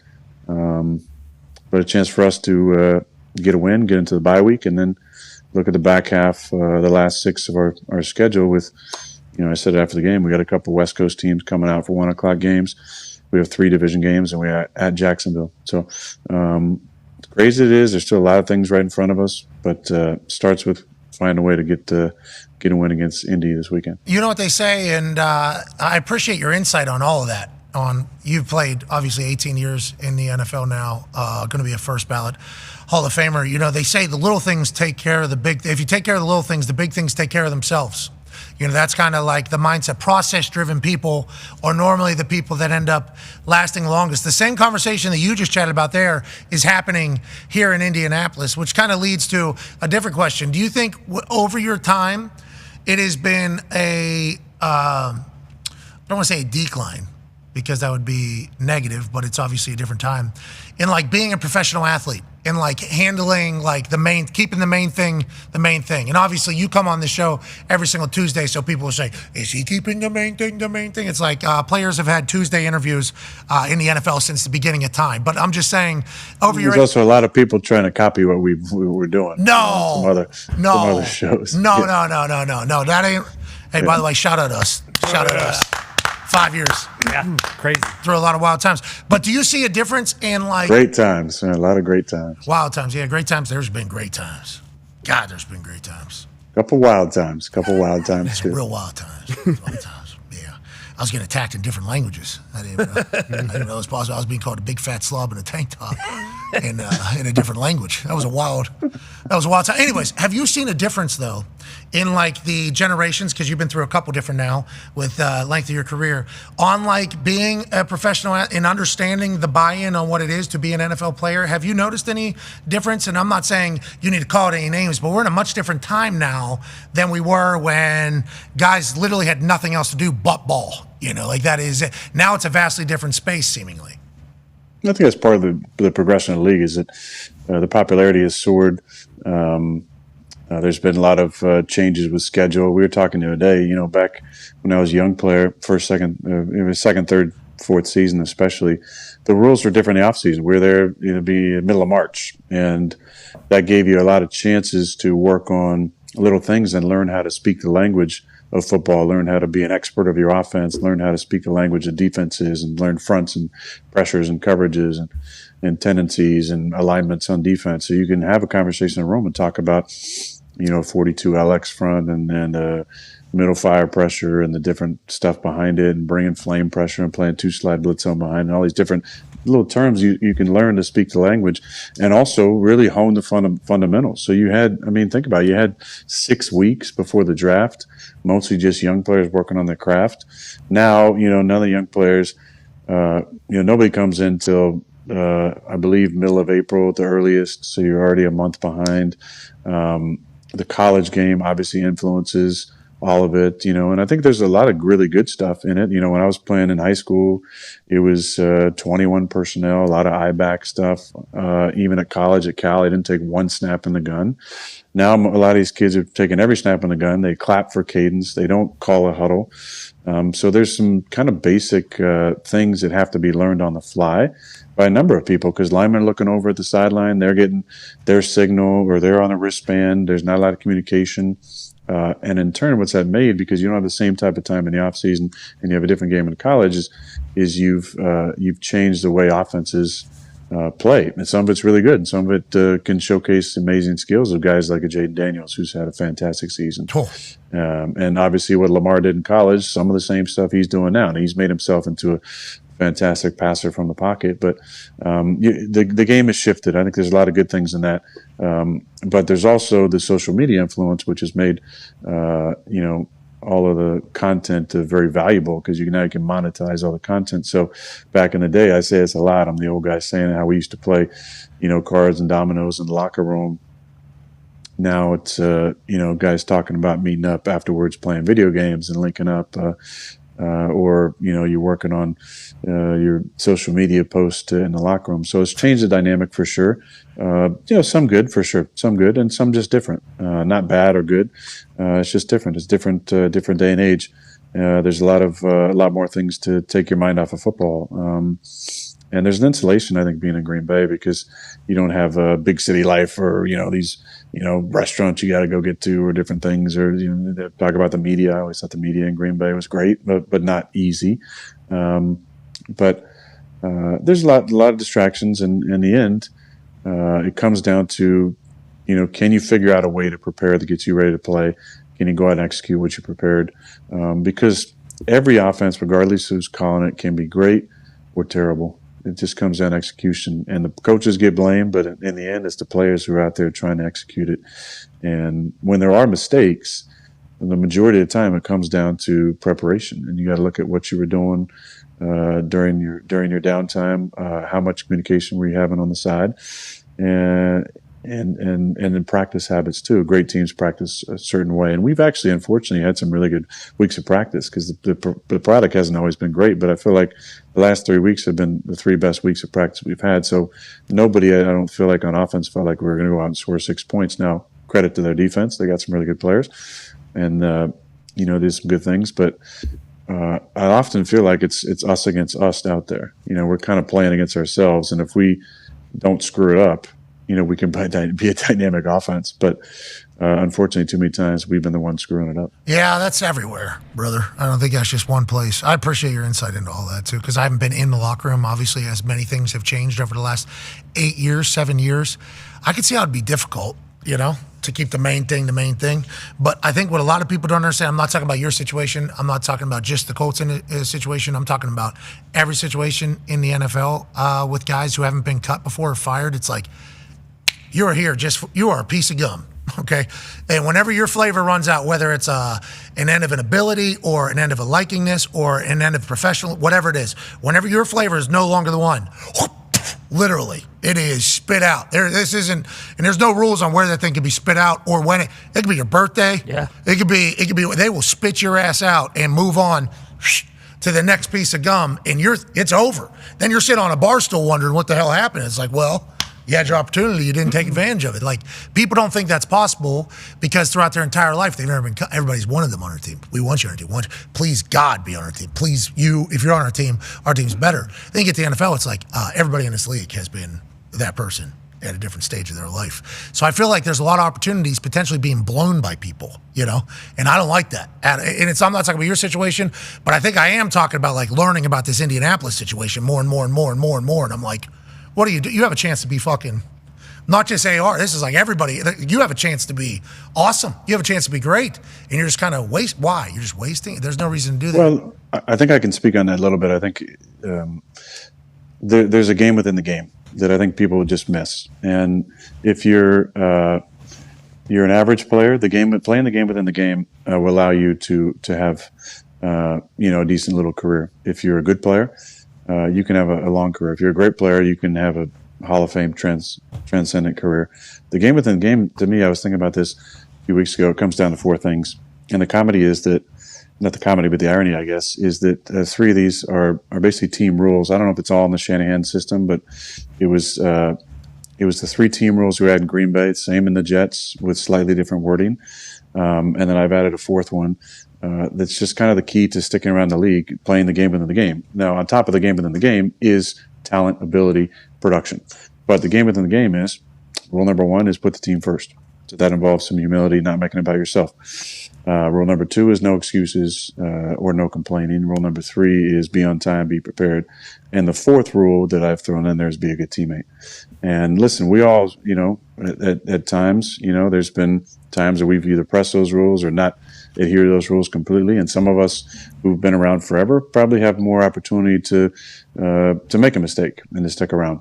But if you just do those 4 things, and I know it seems simple, but it's not, because I've seen guys get themselves cut by not following those rules. But if you just do those 4 things, just Ted Thompson used to always say, wrap yourself around the team. Just don't be the guy always complaining and making excuses.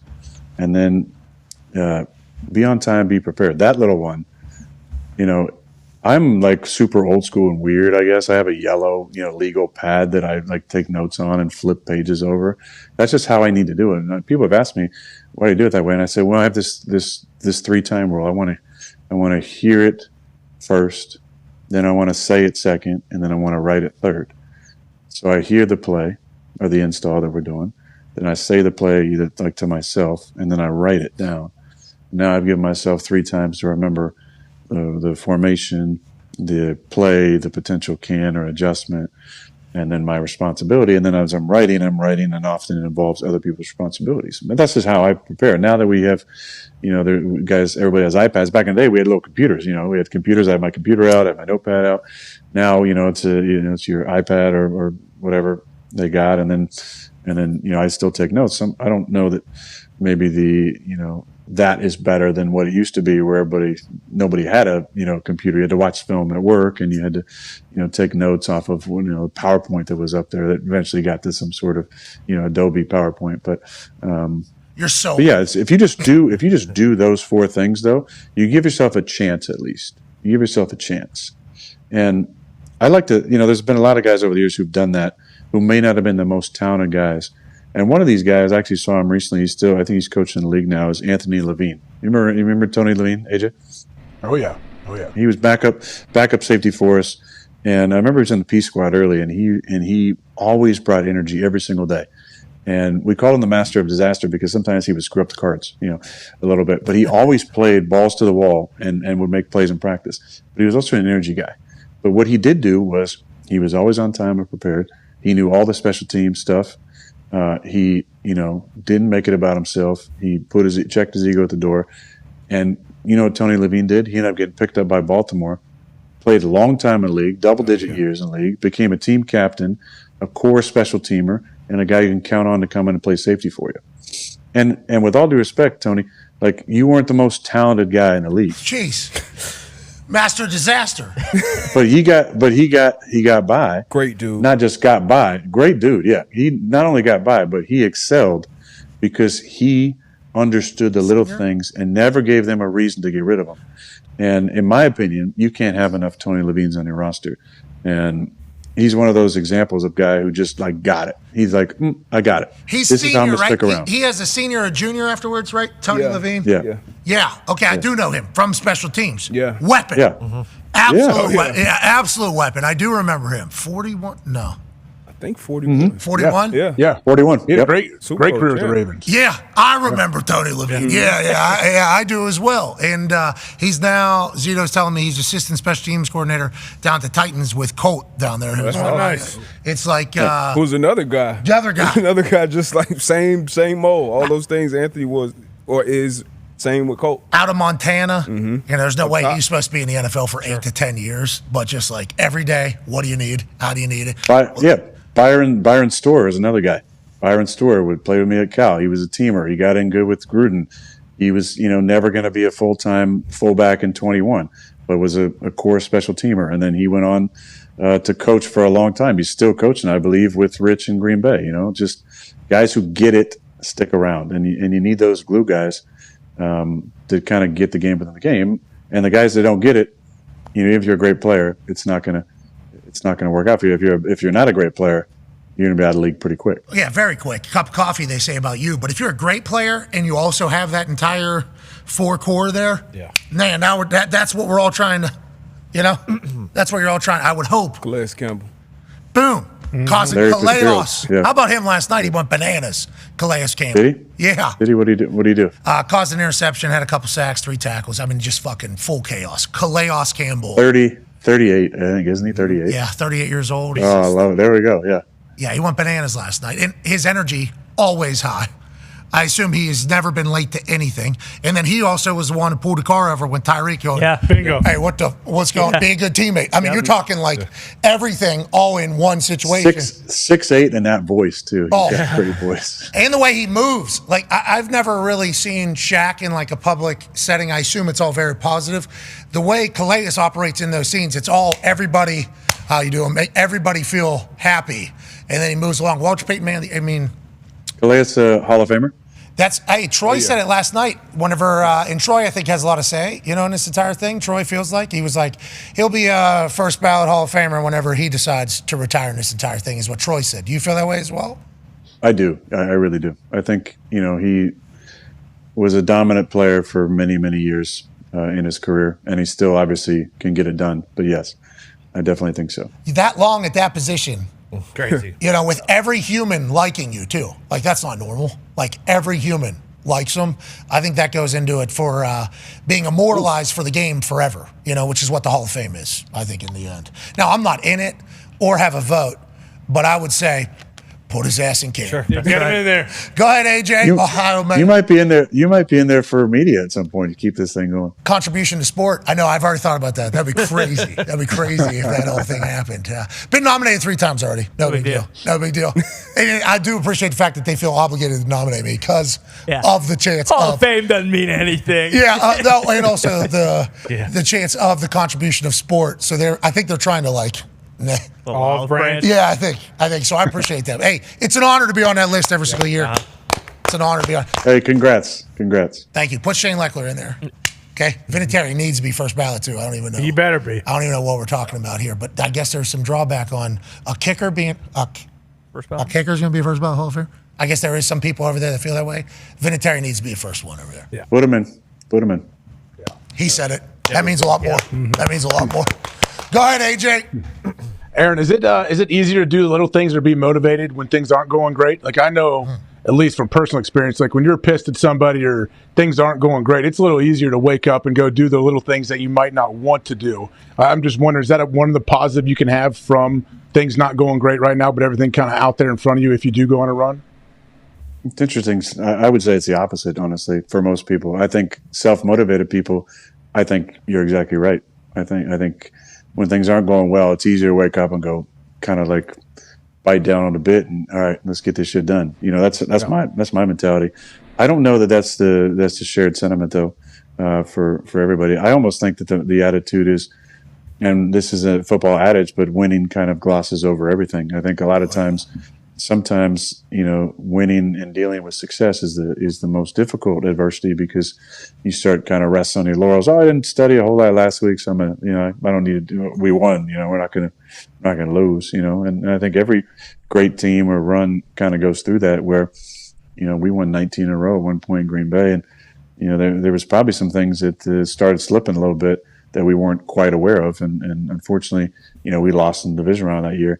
After going 15-1. So obviously there's some things that were going there. I think, for great competitors, when you're down, that's when your back's against the wall and you got to examine everything.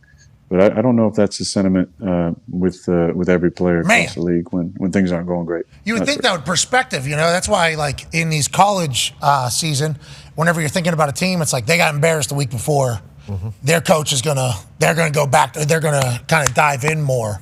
I think that's why, AJ, you probably feel that way too, because every time you've ever done terrible, it's like that next week. The anxiety's so high about it happening again. That's how I was pretty much. Yeah, that's how I am too. That's how I am. Yeah, I just so badly want to just fucking let's get to Sunday. Let's get to Sunday, man. Let's go. Yeah. Do it again. Yeah. Yeah, and I was thinking, if I do that again, I'm going to have no job, and I'm going to. Yeah, it's healthy. That's a healthy fear. I think that's a motivation thing. Like the healthy. I think fear so too. Of, hey, I'm not going to be here anymore. Yeah, not enough. Adam Vinatieri, we were just talking about him. He was in his 20-something year, 22nd year, or whatever it was. Okay, it was old. It had been able to vote. It had been able to buy tobacco and scratch offs his career. And there was something that needed to be said to somebody, like a coach. And Vinatieri was certainly the guy that should go say something to coach or whatever, right? Special teams coach. I'm not doing that, he says. I'm like, why are you not doing that? He goes, I'm so old, so expensive, they'll fire me. I'll get fired. I'm like, Vinny, you're not going to get fired. He's like, yeah, they will get you don't think they want my ass out of here for a younger, cheaper model? Do you even fucking know the league? Like, he started like talking shit to me, and I'm like, Vinny, they are not going to cut you, Vinny. Can I promise you they're not going to cut you? He's like, oh, okay. No, you know everything. Yeah, you've been in the league for a long time. Okay. And then he just kind of like walks off or whatever. And it was like, Vinny had an actual fear for every day he was in there. For whatever reason. I'm too old, I'm too expensive now. Whenever he's young, he was didn't get drafted. Oh, this is going to happen. In the middle of his career, they're going to think I'm going to get hurt. Like if I miss a couple, it's like every day Vinny thought he was going to get fired if he didn't do something great. It's like, that's a healthy thing to have. I don't know how many people got it. Seems like not a lot in Coltsville right now. None. Can't get comfortable. Matt Slater, he was one of my favorite teammates every day. Like how he showed up, kind of like the same mode of all these guys that we've been talking about. Like every day, he was like, D-Butt, man. Like my ass, I'll be playing for the Argonauts. Like, every time, every rep, whether it's a joint practice, because like Slater was, balls to the wall. Every rep, didn't matter what he was doing. Scout team, defense, wide receiver, special teams, whatever. But moving on, I got a good question for you. I think a good question. It is a good question, I think. For these young quarterbacks, and you talked about kind of obviously you've been in the league forever, so you March OTAs, all this shit. Now I feel like time is so much cut back in the building.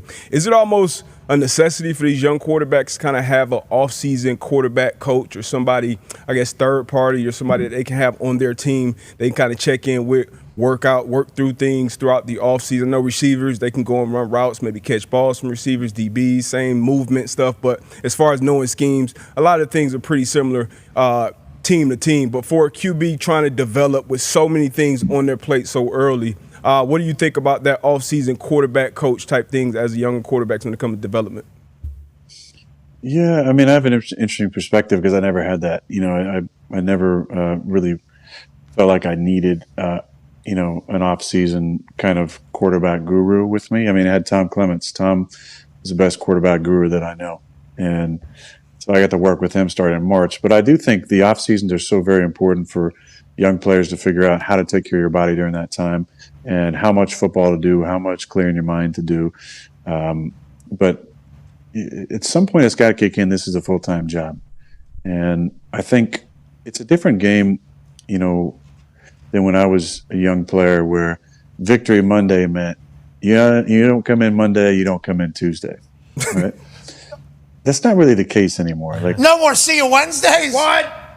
I joke about that, the few times we won, which twice on Thursday. So seeing Wednesday didn't really hit as much as, when we actually won a game on Sunday. But you felt real good that first time. I did feel good in Tennessee. I see you Wednesday, yeah. But I do feel like when I say it's a full-time job, that means you're in every day. You're doing something football every single day. So even if it was like, hey, you're kind of off on Wednesday, just get a workout on Monday or Tuesday, it's never really, maybe one, twice at most in a season where you're like, I'm going to take Tuesday fully off and not go in. But if I were to do that, I'd be in the tubs, I'd be in the cold plunge, I'd be in the sauna, I'd be doing red light therapy, I'd be getting body work. Oh, you're never just off. I think that's the thing. You're never just off. And even in the off season, I think it's important to find a way to turn that switch off. But you're turning off your brain. You're not turning off your body. Like, you guys still take care of your body. I think if I was a young player, what I would do is I would seek out a veteran guy who knows the game and just pick his brain and get a mentor. Like, get a mentor that's played at a high level, that's done it, that can help you, that you maybe watch film with once a week or twice a week, or maybe you do fundamental stuff together, or maybe just talk about the role of being a CEO as a quarterback. I think that's really, really important. And sometimes you're lucky enough to have that guy in the room. And you've been talking about Anthony. Like Joe Flacco, to me, would be a perfect guy. Joe's won a Super Bowl. He's been around for a long time. He's played on a couple other teams, played at a high level for a long, long time. Like, what a great resource to just be like, man, let me just pick this dude's brain and learn. Or if I'm a young player reaching out to a Matt Stafford. Matt's been around forever. He played at a super high level. Or retired guys like a Matt Ryan. Matt's a great dude. Like reaching out to a guy like that and say, hey, can we just talk once a week about what it's like to play in this league, what I need to do, how I can get better, how I can figure out my Monday to Saturday schedule. Just like, how did you prepare? What did you watch on Monday? What did you watch on Tuesday? What did you watch on Wednesday? How did you approach the install meetings during the week? What days did you like to work out on to make your body feel best? Any like little hacks, that you like that helped you feel good coming up till game day? Like, I don't know. That as a young player, if you don't have in the room, or even if you do, like having an outside resource like that, I think would be really good. That's the whole convo about these young quarterbacks right now. Yep. And obviously Jaden's having great success, and CJ had great success last year, and he's going to continue to have great success. So I think, fans are like expecting them to be great immediately upon getting dropped in there. And then it's like you start looking back in time outside of Peyton. Okay, Peyton is different, but he has the most interceptions in the history of any rookie quarterback. And I think Nick Saban maybe said, Coach Nick Saban came out and said, Peyton's mental toughness was built up to have a lot of failures in that first year as a rookie quarterback. But you talk about everybody else, yourself included, you didn't have to play immediately, watch it, and inevitably becomes one of the greatest of all time. It's like, I think that is a huge development for quarterbacks to have and to get is like, and take a breath even after everything you just did, high school, college, to get to this point. It's been a lot. Now, take a breath and learn what this next one is and go forward. But some places it's never going to be possible because they need it now. That's why hearing you say reach out to these retired guys is cool, because is that the quarterback community? I don't think I know. Quarterback community pretty opening and welcoming? Like if people reach out, pretty is that a normal thing? I mean, I think so. I mean, every time when I was a young player and I used to see some of the older guys at Tahoe especially, like it was always kind of like, hey, you're in the fraternity, like you're one of us. And, the Dan Marinos and John Elways. I mean, Steve Young has been a good friend of mine for a while, somebody I've reached out to when I was a younger player to ask questions about certain things. And he was great, and I think the guys, I don't know, I think guys would enjoy that, to still be connected, to help a young guy going through it. And it's different. I sat for 3 years. J Love sat for 3 years. There's been Tom guys sat behind Drew. Tom sat, yeah. But Patrick sat behind Alex Smith. Yeah. I mean, and the flip side of that is some guys are ready to play in year one. But that doesn't end the story. Like I think the media world wants to crown a guy after a year. Second year is really hard because now you got 17 games of film plus playoffs on a guy to try and figure out how to stop him. And that's why it's so impressive for a guy like Lamar or anybody to win multiple MVPs, because you've had years to game plan this guy and try and figure out, okay, there was a time where everybody was zero blitzing Lamar. Let's zero blitz Lamar like crazy. Well, we got through that stretch. There's stretches of your career where you got to get through whatever the label is on how to stop, you in the way you play. And first you got to establish what the label is, because you got to go out and ball out, and then them try and figure out how to stop you. But it doesn't stop after one good year. I made the Pro Bowl my first year. Well, okay, then do it again the next year. Like it's going to be harder. Now you have 6 games against division opponents that spend a lot of their off season scouting those 3 games, trying to figure out how to stop you. So the second year is really hard. Then you kind of get over a lump at some point where now there's enough film out there that you've seen a lot more, but you're always working on your game and always working on your preparation and always working on the little things. And I think any older quarterback, whether still playing or retired, I think that's part of the fun part of the legacy is to help the next generation. So I don't know how much that goes on. I think it would help certain people in certain positions, but even like Jaden after this year, I mean, it's going to be a good year wherever how he finishes. I got a real good team, that would probably be in the playoffs. Offensive Rookie of the Year, congrats. Offensive Rookie of the Year, yeah. I mean, but then there's going to be 17 plus games of film out there on you, and you're going to have to watch that as intently as they're watching it to figure out how they're going to try and stop you and what you can do better. And then you reinvent yourself every single year. And which is why it's so impressive to see a guy like Lamar, I'm going to bring him up again, because he has gone from the most dynamic athlete in the league, which he was. And I'm not saying he's not still. I mean, he's got to be in the top couple if he's not still the most dynamic. I mean, with the ball in his hands, it's like him and Tyreek Hill are two of the scariest guys. I think with the ball in their hands. Yeah.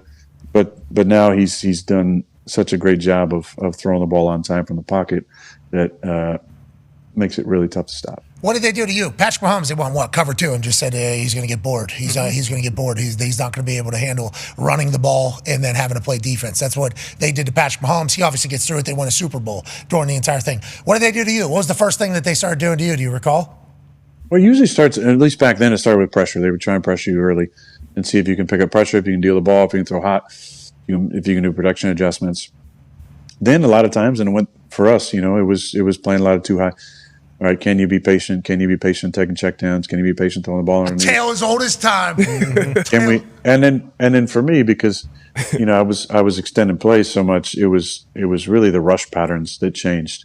So it was really box rushes, just like interior, very stout in the middle, and not rushing past the quarterback. Keep you in a well, brother. Keep you in a well, brother. That's what they're trying to do. Yeah. They're still doing that because you're fucking wide open out there. Hell yeah. Don't ever forget it. I mean, that sucks for DBs, though. What's that? Like quarterbacks like Aaron or like Big Ben or somebody was like, yeah, keep him in a well, but that's, 4 or 5 seconds. 4 seconds when you got guys to adjust. And then when these quarterbacks play with these receivers, so like we see with Patrick and Travis, like he knows as soon as he breaks, like Travis, and okay, I'm going this way, and then boom, he comes, balls right on him. Devontae, Jordy, whoever it is, like you play with these guys so long, you know their intention, you know their body language. So it's like, yeah, keeping them in a well is great, but then when you have that extra time where you got to cover, where it doesn't matter, you can call the perfect coverage on 3rd and 8, but then you got to extend, like you can't cover that shit. 5-second plays all of a sudden become a nightmare for those who have to run all over the field and can't. Well, that was always, I think, the backbreakers. I think DB, you'd probably agree with this. When they clamp us. When they would clamp us and I would extend the play and get out of the pocket and find somebody after 5 or 6 seconds, those are backbreakers for the defense, because you just don't have a defense. We were talking about that with DJ Reed. He was laughing. He said, yeah, man, I just wasn't ready for the 45-yard comeback route. He's covering a guy. The guy's running vertical.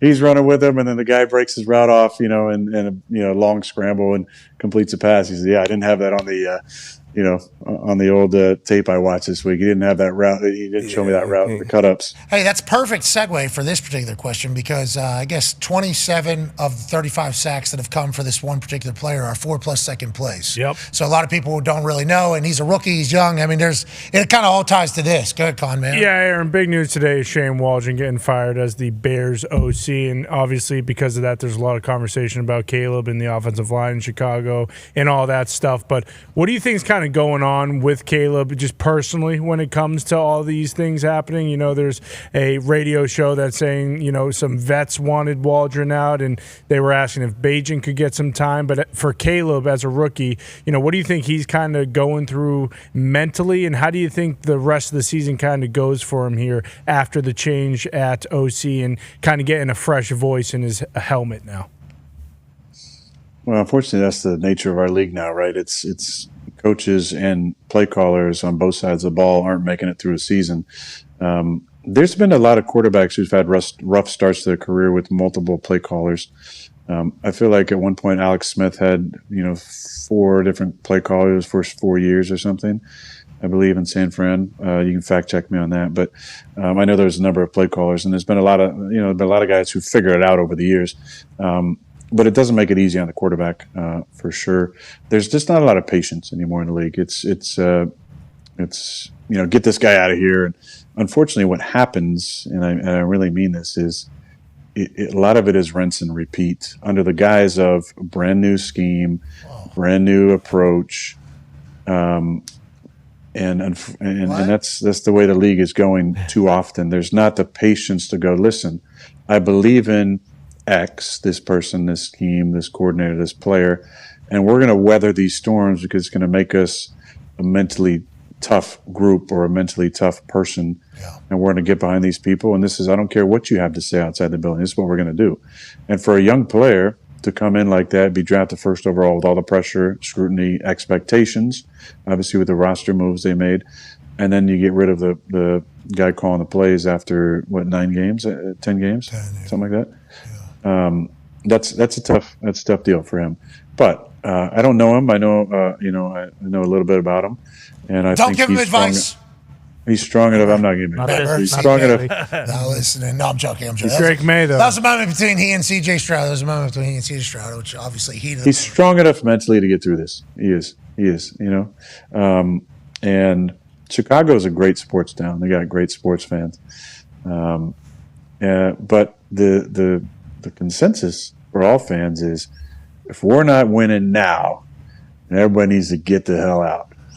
And listen, there are places I'm sure that are broken. Locker rooms that may not be sticking together, or staffs that need to shake ups from time to time. But I would continue to preach patience for players and for coaches. But you know what it starts with? Ownership. Ownership has to come out, make strong statements. This is the plan. This is what we're doing. We're going to trust the process or trust the guys that are in place. Unless there's a major problem, an issue, an arrest, or something that throws a wrench in the plans. A lot of those coming. I don't know. I'm just thinking of what could derail. Hey, listen, we're giving this thing 3 years. This is what we're doing. And I don't care what the outside opinions are, but unfortunately, I think there's too often the opinions of, whether it's the social media world or the incredible experts out there talking about football, actually impacts. Bill told us that yesterday. Bill Belichick told us that. At billion-dollar organizations. Bill told us that yesterday. We were mind blown. Because we had heard that was potentially the case in some spots, because our name had been mentioned maybe, and a coach had to answer for something that I fucking said on my show for him. He's like, do you know that I had to actually, because you, and I'm like, oh no, that can't be real. And then we asked Bill yesterday, he's like, back in Cleveland, they were saying things. In the morning paper, he would have to answer the questions that were basically coming through the opinion parts of newspapers. He's like, this has been happening since the beginning of time, seemingly, with teams. That's wild. That is wild to think about. But hey, makes it fun, doesn't it? Hell yeah. Certainly does. That's what we've been saying this whole time. We should be listened to. Duh. Yeah. We should be the ones. Not us. Just give us a team. Please. We'll be back tomorrow with another great show that'll impact the NFL. Crazy. Well, it's hilarious, too, because it was right on the heels of the Broncos thing where you're like, this guy can't be out here. What are we doing? This guy cannot be out here. That was tough. That blocked field goal for the Chiefs. Did you see that? Did you see the Chiefs win on a blocked field goal? I did. What did you say? It was just the worst form I've ever seen from that particular spot too. Field side end. That's like the most important part. Those three right there are a big deal, obviously, because science. That's where the ball's headed. So for him just to tuck his head, squat his ass, be on his heels, that is the last thing we need.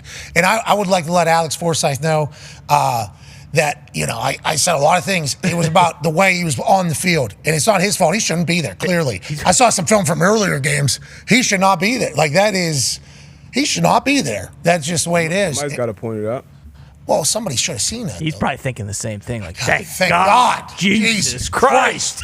He's put a circle on me. Thank God. Coach, get me out. At least you're doing it as someone who's been in those meetings and stuff like that versus a columnist who has no clue. Yeah, I agree, but I did. Oh, they don't have a clue? What do you mean? No, what I was going to say was, guys, an AP vote. I used to sit my last year in Green Bay in Rich Bisaccia's special teams meetings when I could. And he used to always say the most difficult position on the field goal team was those spots right there, those three spots to the rush side. And it was just he would challenge those guys. And I mean, I love Rich in general. He's a fucking amazing coach, and a great motivator.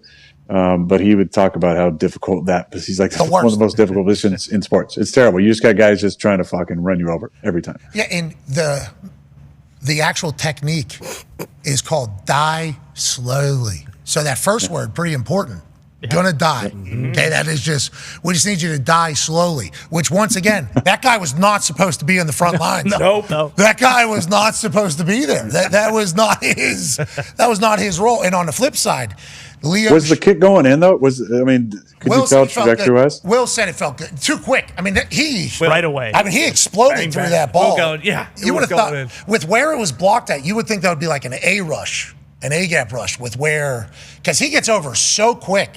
You know, I mean, he is right in front of the ball. That very rarely happens in field goals, which goes back to, I mean, the technique was just absolute crap. Very, very rarely happens, huh? Listen, I don't think he had control of his body. No. What? Possessed. What do you think? Okay. Some tape. All Possessed by tape. Die slow. Okay. Pretty quick. Okay. Obviously. Witchcraft. It could have been. I mean, the aura is real. Yeah, you never know. That concert was insane. I know you've been to one or two. The Taylor Swift Yeah, concert. two. Insane. Insane. I couldn't even imagine what it was like over there at MetLife. I don't know. It was insane. Yeah, I was with your buddy Miles over there. Just talked to Glenn. I don't know if you heard it. Miles' buddy Glenn. We just talked to in the first hour in this entire thing. How was Miles There's doing? big rivalry between those two, isn't Oh, there? no. Big rivalry. Both handsome. One's brunette, one's blonde. One of them can really fucking dance. There is now probably. That's Rooster and Hangman. It's Glenn. Glenn can't dance. Is that the? That's Whoa. the rumor? I don't know if Glenn can or can't dance, but I know Glenn can dance. I know Miles Teller. That's what Miles said. Yeah, I don't know. Oh, Wow. I did hear Miles say Elite that. dancer. Yeah, now that you mention it, I think I did hear Miles is doing his shit. Oh, yeah. Right Said in front of said him. he couldn't drum either. You know. Whoa. He was on the Drumline movie. Yeah. Him and Nick Cannon, they can't read the Whiplash. music. Yeah, but Whiplash, there it is. Yeah, I remember that entire thing. Drumline. Well, different movie. But he was, let's say, he was at Aaron's. He was at your birthday. Premise. Yeah, it was at your birthday. He was dancing and drumming at the same time. And he said, "Can fucking Hangman do this?" No, he I don't can't. think so. He did that sweet. He can dance his ass off. Truly. I watched Miles Teller's feet start to spark flames on this dance, literally while they were fucking moving in front of him. I got captivated by that entire Yeah, thing. and plus he also knows the most important thing in the history of mankind. No one. Oh, yeah. And I mean no one. Yep. Oh, Pizza's the Hut. Sent me a picture of him eating Pizza Hut pizza. Sent He me a loves picture Pizza of him Hut. eating Pizza Hut pizza. He said, "I fucking love when you guys talk about Pizza Hut." Miles, it is. I fucking love when you guys talk about Pizza Hut. Legend. And then he sent me a picture of his Pizza Hut pizza. That was hilarious. Goddamn right. Yeah. How does somebody eat that much Pizza Hut and look like that? I don't get it. Good question. What are you saying? You tell us. You tell us. What are you saying? He's a genetic freak. Glenn mentioned Ozempic, didn't he, this morning or not? No, he did not. I don't think Glenn. No, he didn't. No, he did not. It was a different show. I think he was on The View talking about it. Oh, yeah, of course. Yeah. Of course. You That watched was that one. probably. You watch The View, definitely. Yeah, you've seen clips certainly over the Same last show. couple weeks. Same premise. The same show. You're right. Same premise. Talk reviewing. Same show, right? The same as this. Yeah, we're Same show. viewing, we're talking. Yeah, the whole thing. Got it going on. What a time. Anyway, so let's talk about, can we talk about a little drama? There's a little drama going on. Yeah, for sure. Ton Diggs has a question for you. Yeah, and I want to read this quote word for word so it doesn't get taken out of context. Whoa.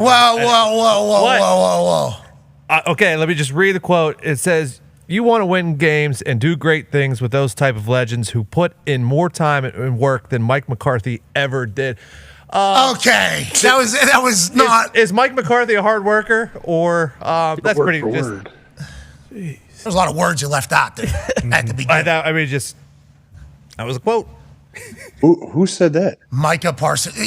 Aaron, listen, there's no reason. That's what he said. There's no reason to get into it. I did not know that's how that was going to go, a word for word recreation, if you will, of Micah Parsons. Micah Parsons was asked about Mike McCarthy being on the last year of his contract. Micah Parsons then explained about how coaches, and Mike knows this, coaches can go coach for another 10 years. He's worried about like Zach Martin and other guys that have been around the Dallas Cowboys. And then he ended it with saying, those guys, those legends have done more work than Mike McCarthy could ever do or something like that. That's very kind of you to phrase it that way. Okay, yeah, it was definitely different. It was certainly a He shock. fucking killed him. It was certainly My a question shock. at the end was just, does Mike McCarthy work hard? Yes, Mike. What are your thoughts on Mike McCarthy? I think that would be a good angle in this entire thing. But yeah, it was. He said he didn't intend to bury anybody on his show. Right. He said that. So we got to take him for his word. But it certainly wasn't. But he Does he have a Tuesday show? I think they go Monday. Monday. Yeah. No, Mike. I love Mike. Mike's Pittsburgh tough through and through, man. Love Mike. 13 incredible years together. So I ain't got much to say besides that, man. Mike's my boy. I love Mike, and sometimes some people say things. Shit, I've said a lot of things I won't say back. Yeah. I'd like to sit back, but held on to that one. Inside words going out. And Mike, nothing about COVID, of course, but no, of course not. No. Or treatments, but whatever. Mike McCarthy had some jokes yesterday. He did. Because there's conversation about the Cowboys Stadium and the sun getting in, and there was they had an actual shade blocking the press conference because of the sun that was getting in. So there's just so much going on in Dallas right now, and Mike McCarthy's right in the middle of all of it. And listen. What I know about Mike is, if anybody can handle that down there, it's Big Mike. Big Mike is built for adversity, and I know just talking to some guys that play down there, and I read part of an article that was out a few weeks ago about the tours and stuff that are down there. There's some interesting things that goes on in Dallas for sure. I've never been there, so I can't speak firsthand. But if anybody can handle what's going on in there, it's Big Mike. So I hope, I feel bad for Dak getting banged up, but I hope they can figure things out. And hopefully, I think Mike is almost back, isn't he? He played. Yeah, he played his first game. Oh, he played? Very fast. Okay, yes, very fast. Very still so fast. Still got it. Still good for great football. Yeah. Well, I love Mike and hope they can get it sorted out down there. Yeah, I hope they do too. Shake their hands. Yeah. Big Mike McCarthy said I talked to Mike in person. We handled it like gentlemen do. And moved on. We faced the head. Big Mike football. And then we moved on. Teammates don't understand what's going on here. I'm working my ass off for fucking losing it. What do you want from me? McCarthy, I like this comment when it does create questions for others in the locker room, something that I've always done. Conversation has to happen. So I don't know if this was the case, but I will say, I said something that I wanted back in a post-game press conference. And the next day, once I walked in the facility, 8 different people said, "Hey, see Mike." It was like everybody in the building know when 12 gets in the building and you see him, you tell his ass to get upstairs to see me. So, I wonder if it was. And listen, I apologize. We hugged it out. We had a couple of laughs, but I wonder if it was the same. Like, hey, if you see when Micah gets in there, you see 11 in the building. He's number 11, right? Uh-huh. You see 11 in the building, you tell him to come see Big Mike. Listen, Micah might need to talk to you. I hope so, just because I know what that felt like for me. It was like, damn, how many people knew? It was like the cafeteria, the janitor said it, the equipment guy, trainer. I couldn't even do any treatment. Oh, get up there. Getting called to the carpet, everybody knows. Hey, listen, we're not even allowed to touch your legs right now. You got to go, talk to Mike. Get your ass out of here. Get up there. Jeez, that's what the equipment room, and the cafeteria, Big Mike. Everybody knew about it. Yeah, everybody got it's called. Like they had like a team-wide meeting. Hey, excuse me. Hey, you see that dumbass come in here, you tell him, get up here. Maybe even showed the video of what you said. Okay. Did you hear what he just said? So he doesn't talk to any of you until he talks to me. Okay, send him up here. What a time. Big Mike's a legend. I'm excited to see how it all works out. Doesn't seem like it's going to be great in the end. Speaking of great in the end, an NFC North team is looking for that. Ty has a question for you, Aaron. Yeah, Aaron, last week we talked about Jared Goff and kind of were gushing praise on him, rightfully so. And then obviously he has arguably the worst game of his career on Sunday night, throws 5 picks. I don't think you've definitely never had a situation like that, but is that just like a Murphy's Law type deal where just everything that could have possibly went wrong did go wrong? And how easy, I mean, obviously they win, so it's a little bit easier, but how easy is it to flush a performance like that moving on to the next week? I mean, I think if you got a good process, it's easy to do that. It's crazy though, right? I mean, very. We played the best half of our season against Houston and beat them by 8. Didn't turn the ball over. They turned the ball over, I don't know, at least 5 times, and they beat them at Houston. I mean, it's a fucking crazy thing. Jared hadn't thrown 5 incompletions, I don't think, in a game. Yeah. Right? For how many weeks? Yeah. Mm-hmm. Crazy. And then he throws 5 picks. I love Jared. I'm sure he'll bounce back, and The amazing stat though, is this a true stat that he's done 4 more picks 7 times and he's won every single one of those games? Is that real? Yep, 7-0. That's wild. I mean, that's why stats are for what Big Mike used to say. Age. Stats for losers. But he did say also conflict is good. Like he's not scared of conflict. He's not scared. Conflict. NFC North though, it's the Minnesota won. So what's the NFC North looking like right now? Green Bay fresh off a bye. Yeah. Bye. There we go. Thank you. No problem. It's good. Lions. All right. Okay. And the Pack still plays the Bears twice. Bears twice, Lions one more time, and Vikings one more time. Just real quick. So they have 4 more division games. Yeah, and just real quick, the Vikings down 7-0 to the Colts at halftime. So and just remember that. 33-0. Let's keep it. That was last year. 30. That was the comeback game they had against. Yeah, it's a new year. Yeah, Okay. got Saturday I had him eating oranges in the locker room at halftime. I don't know what happened in there. Has he ever answered? Get the slices out, boys. Have we We ever did found it. out what happened? That's a big comeback. That's a big comeback. Ever. Big. For a Sunday afternoon. Yeah. Just a big comeback. Yeah. They turned the tables there pretty good. NFC North is cooking, though, and turn the tables would be nice. Could still happen. A lot of teams still very much in this thing. Good luck against the Colts this weekend, brother. We're incredibly proud of you. I don't care if you mean that or not, but I appreciate that. Good luck, man. I know Ty is rooting for me. Ty, who's Iowa got this week? You got a cupcake, Ohio State or something? No, we got Maryland. But I'm actually at the point where I don't give a fuck anymore. You can't go out to UCLA and drop the ball like you just can't do it. You can't That was do tough. Especially after what happened with Sullivan. Here we go. It's going to be a They thing. just didn't block. You rush for fucking 250 yards every single week, and then you decide, hey, UCLA fucking sucks. We're going to the Rose Bowl. We don't even have to block this week. And then turns out he gets dinged up. We got some fucking guy playing quarterback I've never seen before. He was actually kind of spinning it, kind of want him moving forward. But it's just, it's just. Yeah, you were big on him the previous week. Big time. Oh. Yeah, this is the guy. They're just so fucking Jekyll and Hyde. I can't do it. I mean, they're world. Well, I will say it's been a while since Iowa played in that in the Rose Bowl, right? So they just weren't used to the stadium. They just weren't used to that stadium. No, we played very recently when Christian McCaffrey was at Stanford. Got beat about 45-7 in the Rose Bowl, but it wasn't that long ago. Go Hawks. Okay. Go Hawks. Go Hawks. Go Hawks. Belichick was talking about how big of a genius Ferentz was yesterday, so that's all I need. Hey, speaking of college ball, tonight the college football playoff second live ranking will be released.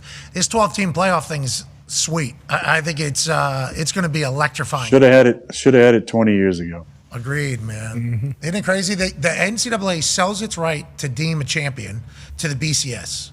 Then that just becomes we're picking 2 teams that get to play for it, and everybody else, you're going to win a BCS Bowl. Though. A BCS Bowl became like a thing. West Virginia, we won our first BCS Bowl. Sweet. It was like a big deal, huge. But it didn't make any sense. Now, after we won a couple times, it was like, should be able to fucking earn our way. Yeah. Oh, this doesn't mean shit. So, and then UCF has that they just deem themselves national champs. Undefeated. And then they're like, you know what? Let's make it 4. That'll help it all out. And then it's like, nope, that did not help. Now you have to win 4 straight if you don't get a first round bye to win a natty. I think we are going to find out. At least everybody gets a fair shake at it. Aaron. Who would have had BYU and Boise State in last week's, and they both won, so they'll probably both still be there. Oh yeah, and IU, brother. Look at IU, brother. Where's what? Indiana University, exactly. Oh yeah, there we go. Signetti, man. Hey, he's a dog. Light the 6. Get him back on the program, man. I know.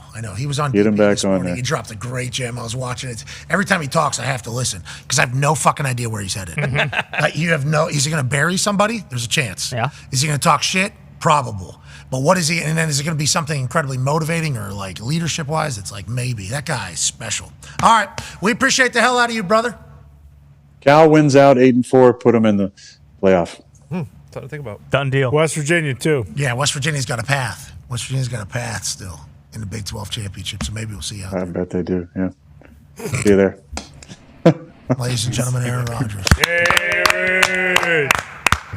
What's that? We're a laughing stock right next to Cal. Yeah. Yes, you are. I love Cal. Okay, they were very kind to me. It was an awesome environment. They got something that West Virginia doesn't have though. Okay, and that's like academic standards that are at a level, through the roof. we can't be talking the same thing for football. Certainly. And Olympians. Don't leave them out, too. They got a lot of Olympians. Our rifle team, though, is just pumping out. Really? Because I thought the conversation from the Olympics was how the hell are we fucking sucking at rifling in the Olympics? Oh, yeah, I forgot. They didn't take any West Virginians. That was just for day one. They turned that thing around. Well, and then they had those gangsters from those countries we never heard of fucking turning that son of a bitch sideways. Yeah. Oh, yeah. That's right. And then putting her hand in her pocket. Don't win a gold. Don't be too obvious. I'll take a silver, I guess. Guy was doing this in the Olympics. You tell me. How's that even possible? Weapon. And then that one lady had, 6 different... Yeah, the little bifocal on top of the... Yeah, she was a professional hitman. Fucking Terminator. Hit woman. Dead. You got a basketball team now, though, so... West Virginia? Yeah. Yeah. That's a real deal. We're not going to become a basketball school, but it'll be good to be both. Well, I don't know. Maybe. I don't know. Where's old Huggy Bear coaching? Precinct Bob 12? Huggins is somewhere, right? Didn't he He coach is not. somewhere? He is not. That is not What'd true. you say? Do it. Let's get What'd to you a break. say? Coach Riz will be on the other side. Shit. Him and Del Coach Rio. Riz, can you wait 3 minutes? I got to go to the bathroom. He just hopped on. He just Okay, I appreciate you, Coach Riz. Sorry, we're wasting. Let's not waste his time. Huggy Bear and Del It's Rio Tuesday. coaching It's together? Tuesday. He's got a lot of time.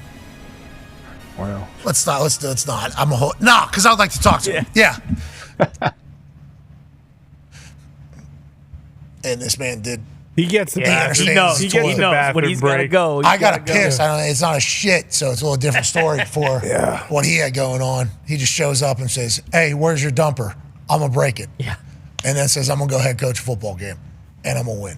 Coach Riz on the other side. Be a friend, tell a friend something nice. It might change their life. Take 5.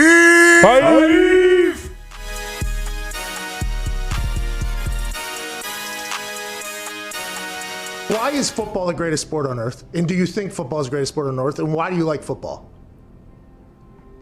That's a really deep question there, Pat. I know. I think I can get a good answer out of you, though. I think you'd be able to talk about it in a way that I think a lot of people haven't, because you've been at the pinnacle of it for so damn long and inside of it, and your brain is a pretty fantastic one. We've learned here over the last few weeks, obviously. Last few weeks, that's it. That's all the time we've learned that. I think it's the greatest sport in the world for one main reason. It is a true team sport where it is damn near impossible for one person to dominate an entire game. If you look at other team sports, basketball with 5 guys on the court, I think you've seen multiple players over the years. Maybe one player, maybe 1 or 2 players on a squad be able to dominate and win championships.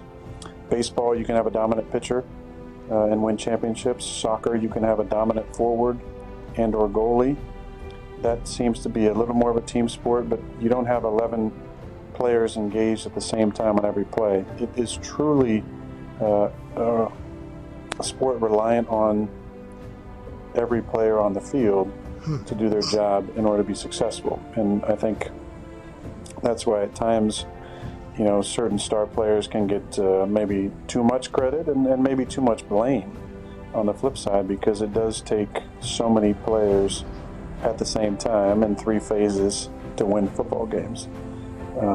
And I think that's the beauty and the draw of our sport, is that something new happens all the time, because you are literally dealing with 11 humans on the field at one time who all have lives outside of football, and there's distractions, there's a reliance on coaching, there's a reliance on preparation, there's a reliance on diet and performance. I just think there's so many facets to it that you see something new every single week, and I think that's the beauty in our game. When it comes to the love that I have for it, it's rooted, and I think like any player who's played for a long time, the love is not just about our sport, it's about competition. And I think there's nothing in the world for me that fills that need and that hole I have like competition. I think players who play for a long time at a high level, you have that need to be satiated competitively, and it's a love of going out there and going against guys and being in an environment where you know that nothing is guaranteed. And that's why at times I've taken umbrage to people saying that it's easy, because it's not easy. It's never easy. And I think that's the beauty in our game, is that you see things new every single week. It's never easy. And your only thing you're guaranteed is the ability to compete. I love that aspect of it. I love competing. I love going out there and harnessing the fear of failure, where I think so many people who maybe don't love football as much, the root of that is a deep fear of failure, that you might go out there and your best might not be good enough, and that's not okay with you. All right, here we are on the NFL Pro homepage. Let's step into the film room. Show you how quickly, how easily we can find any play from any week. This is week 2. Let's find a play result. Interceptions, of course. One of the best interceptions I've seen ever. Not the one against Tua. Let's go to Cam Taylor-Britt against Patrick Mahomes and the Chiefs to pick which camera angle we want, broadcast or sideline. I'm going to go with the broadcast view. This is just a quick, easy example of how quickly you can use this NFL Pro tool. Awesome, awesome tool. I mean, unbelievable interception. Let's go, baby. Hey. What? Let's go. This show stinks, and the fact that you listen, we are very, very thankful for it. McAfee on the line with a gorgeous assist. The all-time leading tackler for the Green Bay Packers. You ping. Damn it! Be a friend, tell a friend something nice could change their life.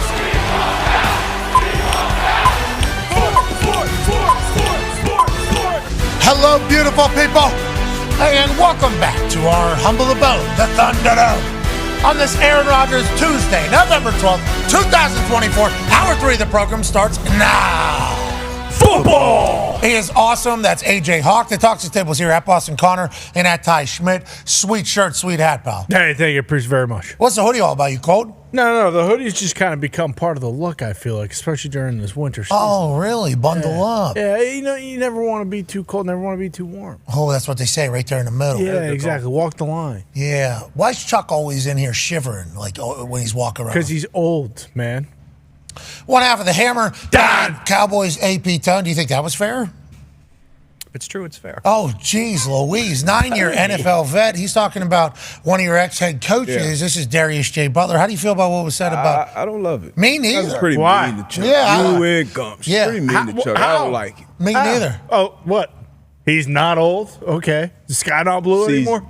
Chuck looks great. I hope He does. Chuck's been talking a lot of shit, he doesn't too. look You know great. what I mean? He does look great. I don't like how cold he is all the time.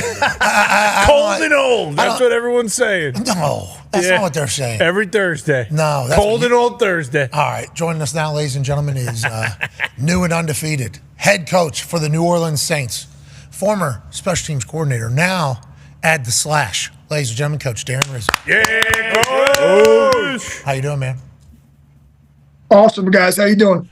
Dude, not as good as you. Head coach in the NFL. You're undefeated. Now, you need to go to the right. Yep, there it is. There it is. And I think we, boom. And we're, hey, now we did it. Yeah, that was on us, not on you, obviously. We will take the blame for that. But let's chit-chat about here, you being a head coach in the NFL. Obviously, friend of the program. We've gotten a chance to chat with you whenever you decided to kind of take on the leadership of special teams coordinators around the NFL to figure out the kickoff answer. The way you talked about it, I think we all loved you. Fell in love with your energy, fell in love with the way you do things. Feels like your team feels the same exact way about you. You're now interim head coach. How much have you been able to change, and how has your life changed over the last week or so with the boys?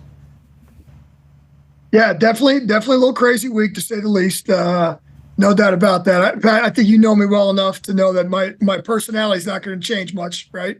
I would say this, when you're in the middle of the season, you guys know this. There's only so much you can do, but I did think it was important for the building, the players, the coaches.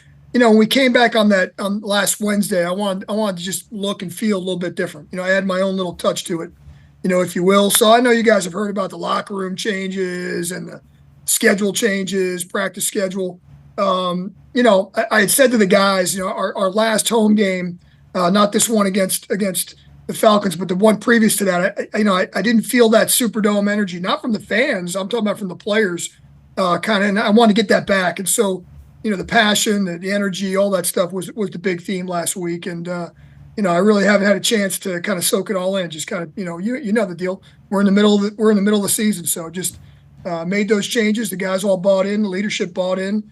And here we are. So we're going into week 2, and we got to duplicate the same thing. Okay, well, how about this? Let's take it in for a moment. Congrats, man. Hell yeah. Congrats. Not easy to do that. Hell yeah. Not easy to do that, especially when it's real loud and everything else that's going on. Division opponents playing very well. The Atlanta Falcons obviously going to be difficult. Some people in here actually didn't think you guys were going to be able to do it. Some people said that. Some people right over there didn't think you had the opportunity. I assume he wasn't the only one in the world didn't think you guys had a chance, but the team looked different. It felt different. Derek Carr talked about how that was the most amount of plays I think I've ever had in a practice. And then we heard you come out and talk about this activation mode. And I know, there's only 32 head coaching jobs in the league at the top. Everybody has thought, though, about what a team would look like or how a practice would go if they were the head coach, though. Is that implementing those things? Is that what that was, what we heard from Derek and what we heard from you about the activation period? Is this kind of what you thought a team would look like if you were the head coach? Or how are you making these decisions and kind of choosing what to change, the little things you can in the middle of a season? Sure. Listen, I think when you work for a lot of people, a couple different organizations along the way, I've interviewed for a head coaching job a couple different times. And so, I always put a plan together. There's always some ideas that you think, hey, man, when I get a chance to take over, I want to do this. I think this is the right formula. I felt like it was the right time, right place. But again, none of that's possible. And you guys know this. None of that's possible unless the players buy into it. And so, I met with the leadership group quickly, all those guys, Alvin, Cam, DeMario, Derek, Taysom, all that leadership guys, Eric McCoy, the captains, and went through all kind of the things I was thinking. And they were like, Coach, we're in, man, we're in. And, the activation, the way we were going to run the practice was kind of high tempo, high volume number of plays, maybe not as intense post snap, but really intense pre-snap, game leg off the sideline, 40-second clock. And, I'm sure everybody was a little bit, apprehensive in the beginning, especially Derek, right? But man, after practice number 1, they were like, that was awesome. That was awesome. That's, and that was really great to hear. And then, and then we kind of just, rolled with it all week. And, they all said that they felt like, they were just super prepared for the game, both mentally and physically. And, I was really talking to the linemen all week, to be honest with you. The offensive, defensive linemen, been like, hey, what do you think? What do you, how do you feel? And because those are the guys that, sometimes when you change up the practice schedule, it can affect them the most, especially middle of the season. And they were like, Coach, man, we feel great. And then the offensive, defensive linemen really going into the game where the guys were like, man, we are ready to go and set the tempo, and that was pretty cool. It's smart to get the O-line and D-line on your side, too, because if they're bitching, everybody's bitching. Oh, yeah. That's a smart play for a guy that's been around a long time. I love the way you've gone about doing what you do. Go ahead, AJ. Coach, I know you've been a head coach at the college ranks, but what was it like being a head coach in the NFL sideline, like on game day? Was it what you expected? Was there any little things that came up here or there? Like, what is your after the game? Have you been able to sit down and feel like, okay, what do I need to do next week so we can continue this? Yeah, listen, definitely different being on the sideline for college and being on the sideline in the NFL games. What I tried to tell myself going into the game was, man, you got to. Here I am preaching accountability and stay in the moment, and I was like, hey, you got to listen to yourself here, and so just try to stay in the moment during the game, the situations, and that was easy for me because I've really been doing the game management stuff for the better part of 10 years with the head coaches. And so, all the challenges and of course, right away we have a challenge that comes up. Yeah. And then, the timeouts and all that stuff. So I said to myself, you can't get wrapped up in the whole week. You just got to, take these 3 hours and treat it like any other game. Certainly it's going to be my call. I don't have to ask anybody if we're going to take a timeout or do anything like that. But at the same time, I'm like, man, you got to make sure your process stays the same.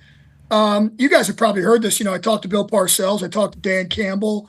I talked to Todd Bowles during the week. And all those guys were like, Riz, man, just be Riz, be yourself. Don't be different.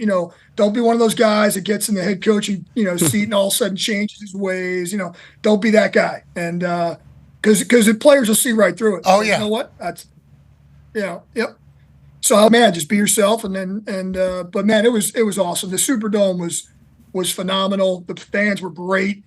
They were into it, and we gave them a little bit something to cheer about early on, so it kind of got them going a little bit. That was really cool. Yeah, getting the home crowd involved early should be planned. That should be a part of it. Like, hey, if this is a added weapon for us, this Superdome, which I appreciate how much you respect it. It's like, hey, we need a little bit more. We're playing in the Superdome. Like, this is an honor. Like, I like that is how you viewed it and pitched it to your team. And I like that your team bought in. I think that is a big deal. You can, people say you lost the locker room or whatever. When a substitute teacher comes in, wherever the case is, there's some people that are like, Yeah. But he's been around. They know him. Special teams coordinator, too. Come on. Hell yeah. Proud of you, Riz. Proud of you, Riz. Legit. Now, there was a situation there at the end of the game. D-But's got a question Hey, for Coach Riz, you were pretty jacked up after your first win, rightfully so. We saw on the cameras, you got a little banged up here. So what are you on the injury report, off the injury report? Will you be joining the activation periods going forward? Maybe get a little lathered up? How you feeling going forward? Oh man, yeah, I'm definitely limited for sure. There's no doubt. I'm not full go. No, man, listen, those guys were fired up at the end, and I think you guys probably heard the story.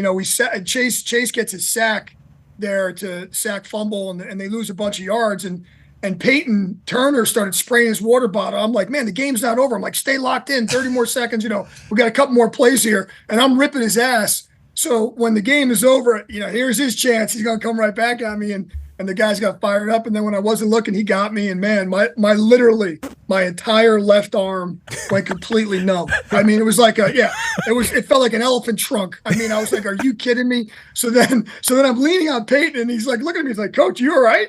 He's like, he thought I was having a heart attack or something. This is on you. I'm fine.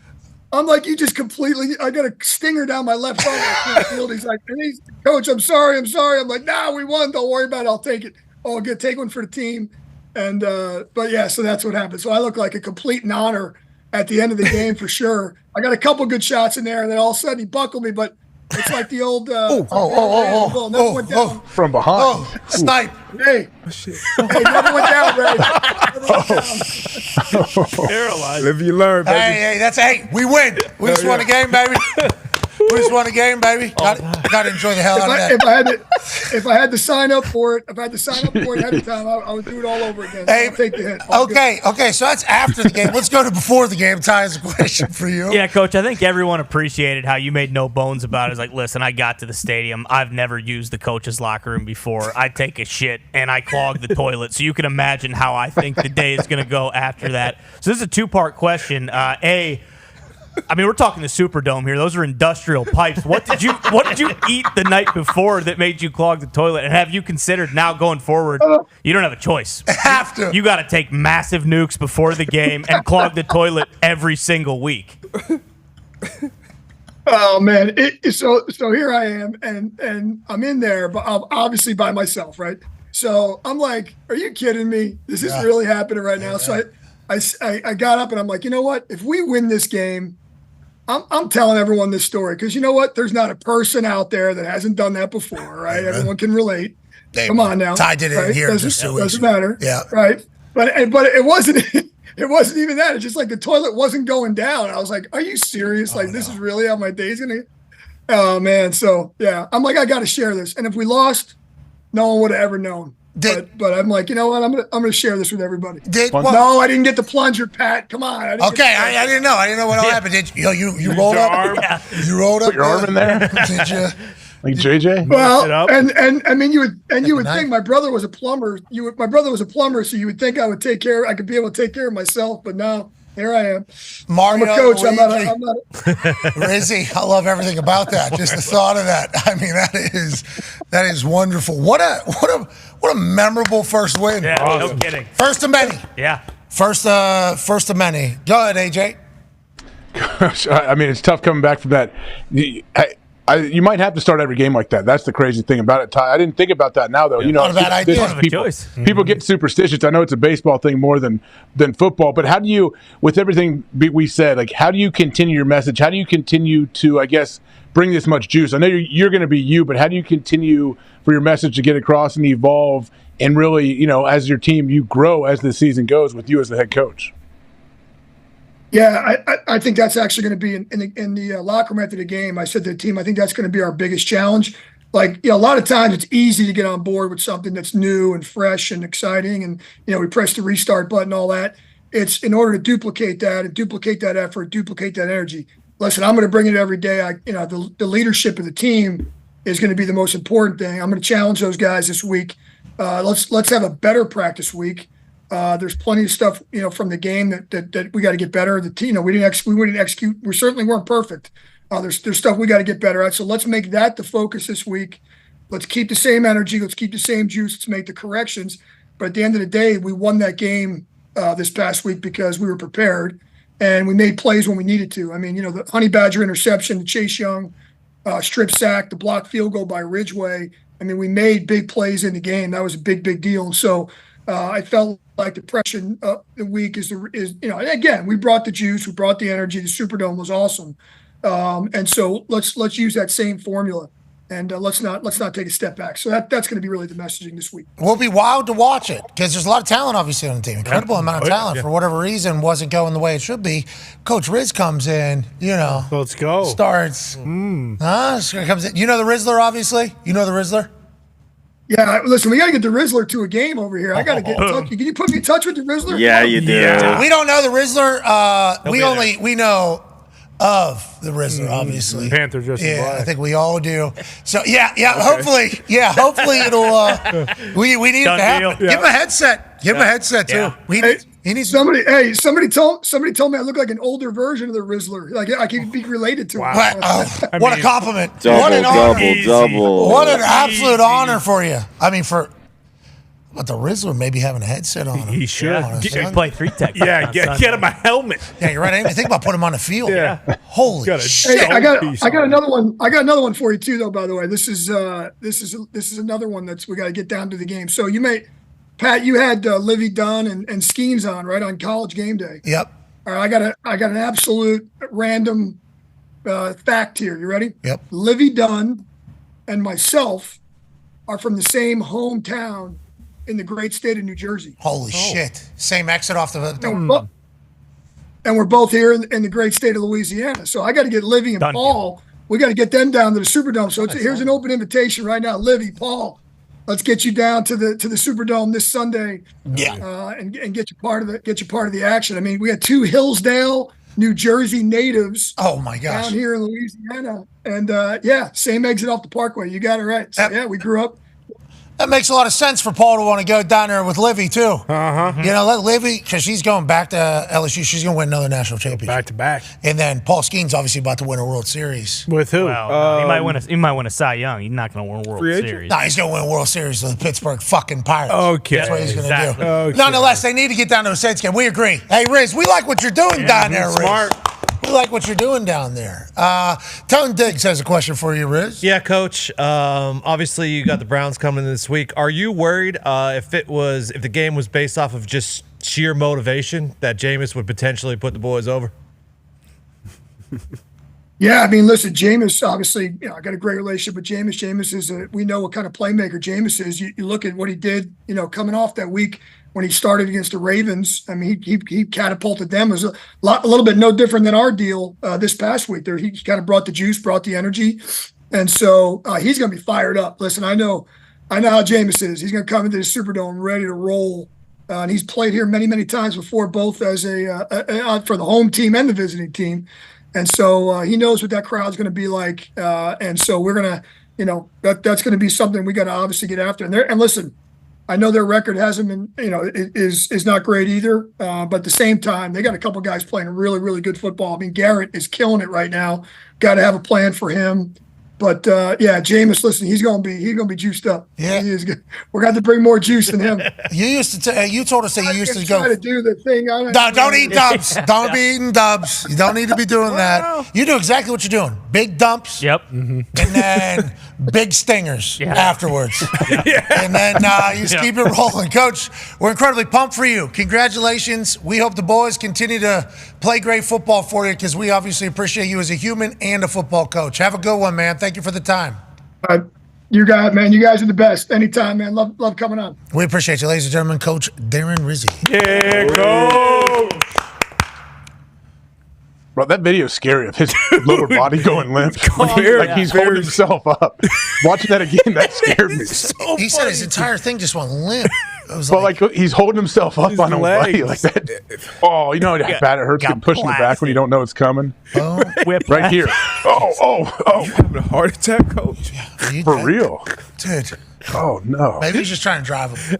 Yeah, maybe he was just trying to drive him. You see these feet? Are you okay? It looks like he's having a stroke. Yeah, well, that's it's scary. Yes, that's hilarious. Is that fucking all right, Connor? He's a good man. He's a good man. His first win. How about him starting his life that day, dumping into a toilet and clogging the toilet? Oh, Jesus. Who clogged it though? And then after the game, he ends up like that, losing all motive.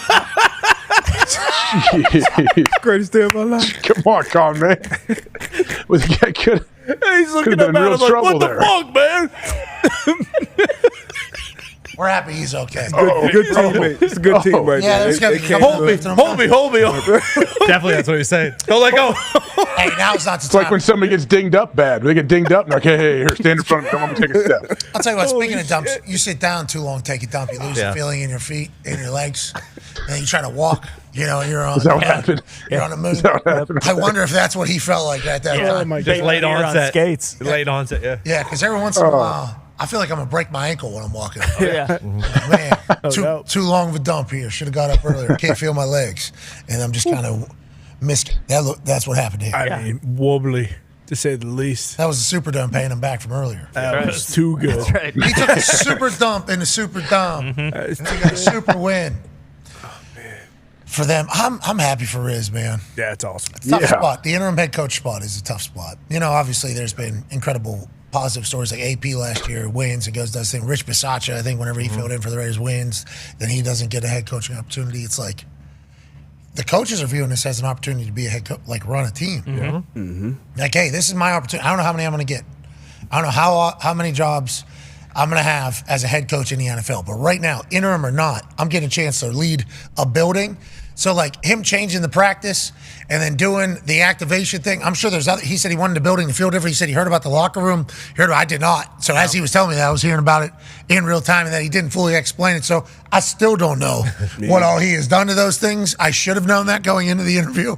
Obviously, that's on me for not. Position groups, right? He put them in their position groups, I believe, because they used to have them split up because of COVID. Oh, so different seats. Oh, yeah. Remember he talked about that. Because like they didn't want one quarterback to come in and infect like the whole quarterback room. So I think they switched it during COVID. Now he put it back to position groups, is what I heard. Oh, I kind of like it split up. I don't know though. It does kind of bring you together though. If you got your same position group. We were split up. Well, yeah, Green Bay was kind of random. So first regime, me and Vinny were right next to each other. And then second regime, I was moved to different spot. It was all kind of separated. Became friends with a couple offensive linemen. Same. Through that. DBs. Yeah, you were next to AQ for a little, right? AQ was next to me. Jaquel Jackson, welcome to the Thunderdome. He learned first week, 6:30 a.m. Jaquel, that's a cool name. DQ, what's up, dude? Good to see you. Man, we have a good time around here. You got a pretty good team. How do you feel about it? What's different here than maybe in Cleveland? Is this every fucking day you're gonna do this? Every day. It's every fucking day. We gotta be here, man. All right, I'll see you later, DeQuell. Okay, yeah, I just ran my head into somebody 1,000 times, you fucking asshole. 6:30 in the morning. Maybe you relax. Well, happy to see you too, DeQuell. Jesus Christ. I'll go over here. Yeah, it was good, I think, being mixed up. I think so, too. Joe Haig, young offensive lineman. We were locker mates for a few years. Denzel Perriman. Denzel Good. I'm sorry, big old lineman. Hey. Yeah, young Good. Banger. Good. Hold on. Rapper now. Yep, Matt Yeah. Hazel. So just, bunch of random guys from different position groups that you wouldn't necessarily spend a lot of time with otherwise. Denzel, his song popped up the other day. Big Good. Yeah. Just got home from the NO? No. You post it on your IG story? Yeah. What's the name of it? Come on. He was awesome. He made a banger great too. dude. Great dude. Huge. He won over the Raiders, had like a long 6-7 year career. They paid him. He was an offensive lineman. What is the name of the song? Small School. Boom. All right, let's get to it. Let's go. We don't got time. I didn't really plan for this shit. I had made a couple hits. I protected 4 and 12. Now I get low and I see 12. You think you gon' catch me slipping? Then you must be bold as hell. Yeah. I'm always on my job, man. I do my job well. I stay pulling for my block. I gotta see my boy prevail. Yeah. Okay, so that line right there. I stay pulling for my block. I got to see my boy prevail. Like so many different levels. Like there, and I'm like, as I was listening to it, I like sent him a DM. I'm like, hey, pretty fucking, you got a song right there. That song is called Ballin' by Cannon 864. It's Denzel Good. But to your point, if his locker isn't right next to me, you know, I'm probably not getting to know him nearly as well. He was fucking massive. Do you remember how huge this dude? We're talking whole body, gigantic fucking human. Huge dude. Like obviously being locker based, you know, you got shoes and cleats next to you. So just seeing that motherfucker's big ass Timberlands next to me, some size 18. Jeez. Huge human. He had to be what, 6'6", 6'7", maybe 350. Great athlete. Yeah. Great athlete. I mean, I don't know how his joints survived. Yeah. He was so fucking big. Anyways, speaking of big, gotta do it tomorrow. I don't have the iPad. Oh shit. That's on me, but it works out. It's been great on Wednesdays. You and AQ Shipley doing back to back has been awesome. It's almost we could just run the Rizzi video like 10 more times and break that down. I don't think we need to do that. I don't think we need to do that at all. Boy. I don't think we need to do that at all. Is there anything that we didn't cover today that we have to talk about? NBA Cup starts tonight. Yep. That matters. So is this different than the in-season tournament? No. No, this is it. This is it. Okay. It's early. It's early, I feel. No. Boys, there's rounds to this. When are the games in the Emirates? Wait, knockout What's rounds that? start December 10th. The United Wow. Arab Emirates. Isn't that where the championships played? They're playing in. Yeah, Abu Dhabi, I think. Are they really? I believe so. Are they really? I believe so, right? That's where the NBA Cup Finals is? I don't know. I thought I thought I read that somewhere, but maybe That they can't just be. maybe they just played over there in the preseason. I think it's Las Vegas, I think, is where the NBA Cup. Playing in fucking Abu Dhabi. Come on. Okay, I happy think birthday the to Mitch. trophy is like the Emirates Cup. Maybe now. that's it. I think. And I know that they were over Sponsored. there before the season. It is a sponsor because the Emirates, they are big sponsors in the soccer world, so they get the in-season tournaments. Yeah, it's on this graphic. They like cups being in there. It is the Emirates NBA Cup. I appreciate that. You know, there's been a couple of those types of just like country name or place name sponsoring event. And it's like, I appreciate the fact that people were like, hey, you have all the money literally in the world. Yeah. What do you say? You want to just kind of, Throw us some. we'll just kind of, we'll do the whole. Sponsor the NBA Cup. You guys can come, you can watch, you do the whole thing, put a couple shout outs in there. You're like, fuck yeah, you guys will. Yeah, we'll definitely do that. And now the NBA Cup is probably more profitable than fucking anything else they got going. No doubt. And everybody was laughing at the NBA Cup. Remember that? Yeah, well, with the courts. They got the courts right this year. Most of them I've seen are awesome. What was it called? City That was Escape? Oh, the city jerseys? No, what was the what was the name of the painting? There was a name. You're right. There was a name. Yeah, when they painted the wood, right? We're talking about the new. Yeah. What was that called though? They were trying to market it as something. Yeah. City courts. I forget what it was. I forget. Yeah, the Celtics is like green this year, and it looks as though the like kind of the background of the green is like the streets and blocks of Boston. It looks sick. A lot of ridicule. Oh, yeah. Ton of it. A lot of ridicule, which I didn't fully understand because this is just like the Mega Bowl. They're making a Mega Bowl. Yeah. Like, I like anytime somebody does business. Like, these people are in business. They're promoting now, and they're creating an event for people to hopefully hold in higher regard. And I think maybe we liked it because the Pacers did so well in it, too. So, like, got a chance to see Tyree. I think he made the finals, lose to the Lakers in it all. Yep. I don't think you should be hanging a banner next to a fucking NBA title. No. Definitely not. Which they did, I think, over there in Staples. Yes. For the NBA Cup whenever the Lakers won it. We talked about this. That is a lobby banner. That is in the lobby of the arena. Yep. That is where you hang that particular banner. But it's still something that I appreciate. That I like in-season tournaments. I like that college ball is going to Maui. Like Dan Hurley, back-to-back national champs or whatever, and they're like, yeah, we're going to Maui for a great tournament in the middle of it and winning the Maui Cup. He said one of those trophies is one of the ones we're looking at. Like, I like any time something is hyped up. Like, I enjoy The games that. mean something. The games mean something. And then we eventually get to elimination games. Like, anytime you're playing elimination games, I think it's great. But people did not take it seriously yet last year. No. Take it seriously. No, they It was didn't.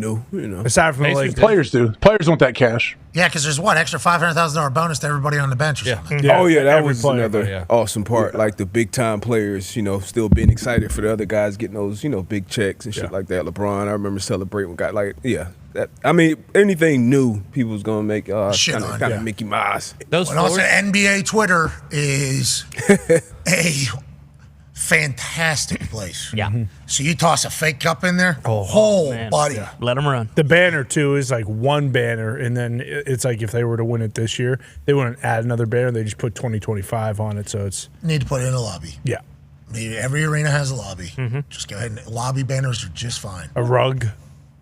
Rug, you'd be stepping on it. Don't know if anybody wants that. Yeah, but that'd be cool. I'm just saying, if they feel the need to hang a banner in your cup, fucking stack those lobbies up. Yeah.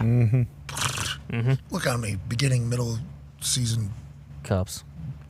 We dominate So them. many of them. Pacers going to win the NBA Cup this year. Probably. I can already feel it. They might. Congrats, man. Tyrese Halliburton won for 35 the other day. Mathurin won for 38. Tyrese Halliburton's at the Butler basketball game watching the fundamentals of college hoops. He's already conversating with Caitlin Clark in the off times about how to do different shit that Caitlin does. I mean, Pacers are on the way up. Yeah, Pacers will hang a banner. I guarantee you that. In the lobby. No, they won't. Yeah, we win the NBA Cup. We'll put that right up in the lobby. That thing will be over center court. It'll be right there in the lobby. No Center chance. court, right there in the They lobby. might put it on the floor, like a picture of it on the floor. Maybe, like Walter Payton Man of the Year. where They could put- build a statue downtown. That'd be cool. Maybe a statue. Maybe get an extra one and put in Lucas Oil. I'm okay. The one that all leg next to the all leg, the one the legs and Okay, the so one John Woods on his knees in front of the legs. Yeah. Yeah. Well, the knee bone's connected to the shin bone, you see, and then the shin bone's connected to the foot bone, which is on the ground, which is where John Wooden was coaching. That's right. So that's all he was really around, was just a bunch of shins and knees. A lot of other people saying there's other stuff there too that you just can't see. Yeah. True. Penises. Right. That's what they're saying. Yeah. Do you know that, AJ? I didn't know that's where you're going with that, but yeah. I think it's what a lot of people were saying. That is what they say. John Wooden's motivating boys. He'd get those statues to play good fucking defense if he had to. No doubt. And that's Oh, yeah. John Wooden football, basketball. That- Did you know great, that LSU? great statue. Did you know that the LSU students chanted that? Did What? you know that? Their whole Yeah. Tiger Thick situation. Yeah, it's not thick. Not until you really put it in the forefront. I was not super aware. I thought people deserved to know that. Like, hey, this is I happening. agree. I think it's Great good that chant. you shine light on that. We needed to. I'm assuming there's a lot of people pissed off about that, but like, I didn't create You it. didn't do it. You It's didn't pretty know. awesome. This It's is- pretty awesome when you think about it. They're all in. All of. Yeah. I saw little 4-year-olds, and then obviously older folks saying it, and it's like, I don't think everybody in Louisiana loves that it's happening, but not everybody loved that there was going to be a live tiger on the sideline in Louisiana. And Governor Jeff Landry has commented about the situation. Man. He has come out with a quote on 3, has reported, and obviously there's a lot of good college football sites that cover a lot of things. On 3 is certainly one of them. Louisiana Governor Jeff Landry blasted LSU for its loss to Alabama and defended his live tiger stunt. Our live tiger, unfortunately, disappointingly, was the only tiger that showed up Saturday. Jeez. I mean, what a comment. Yeah, Well that's a done. bar. That is well done. People are wondering why I was saying Governor Jeff Landry wanted this tiger so much on College Game Day. It's because I learned a pretty good amount about Governor Jeff Landry in Friday night dinner, and this guy needs to be learned about. This dude is wide open down there. Now he has his supporters, No doubt. As it should. and he represents his constituents. But he also has his feelings about what LSU games should look like and feel like. And just getting a chance to be there, a part of the whole, first time since 2015, Live Tiger.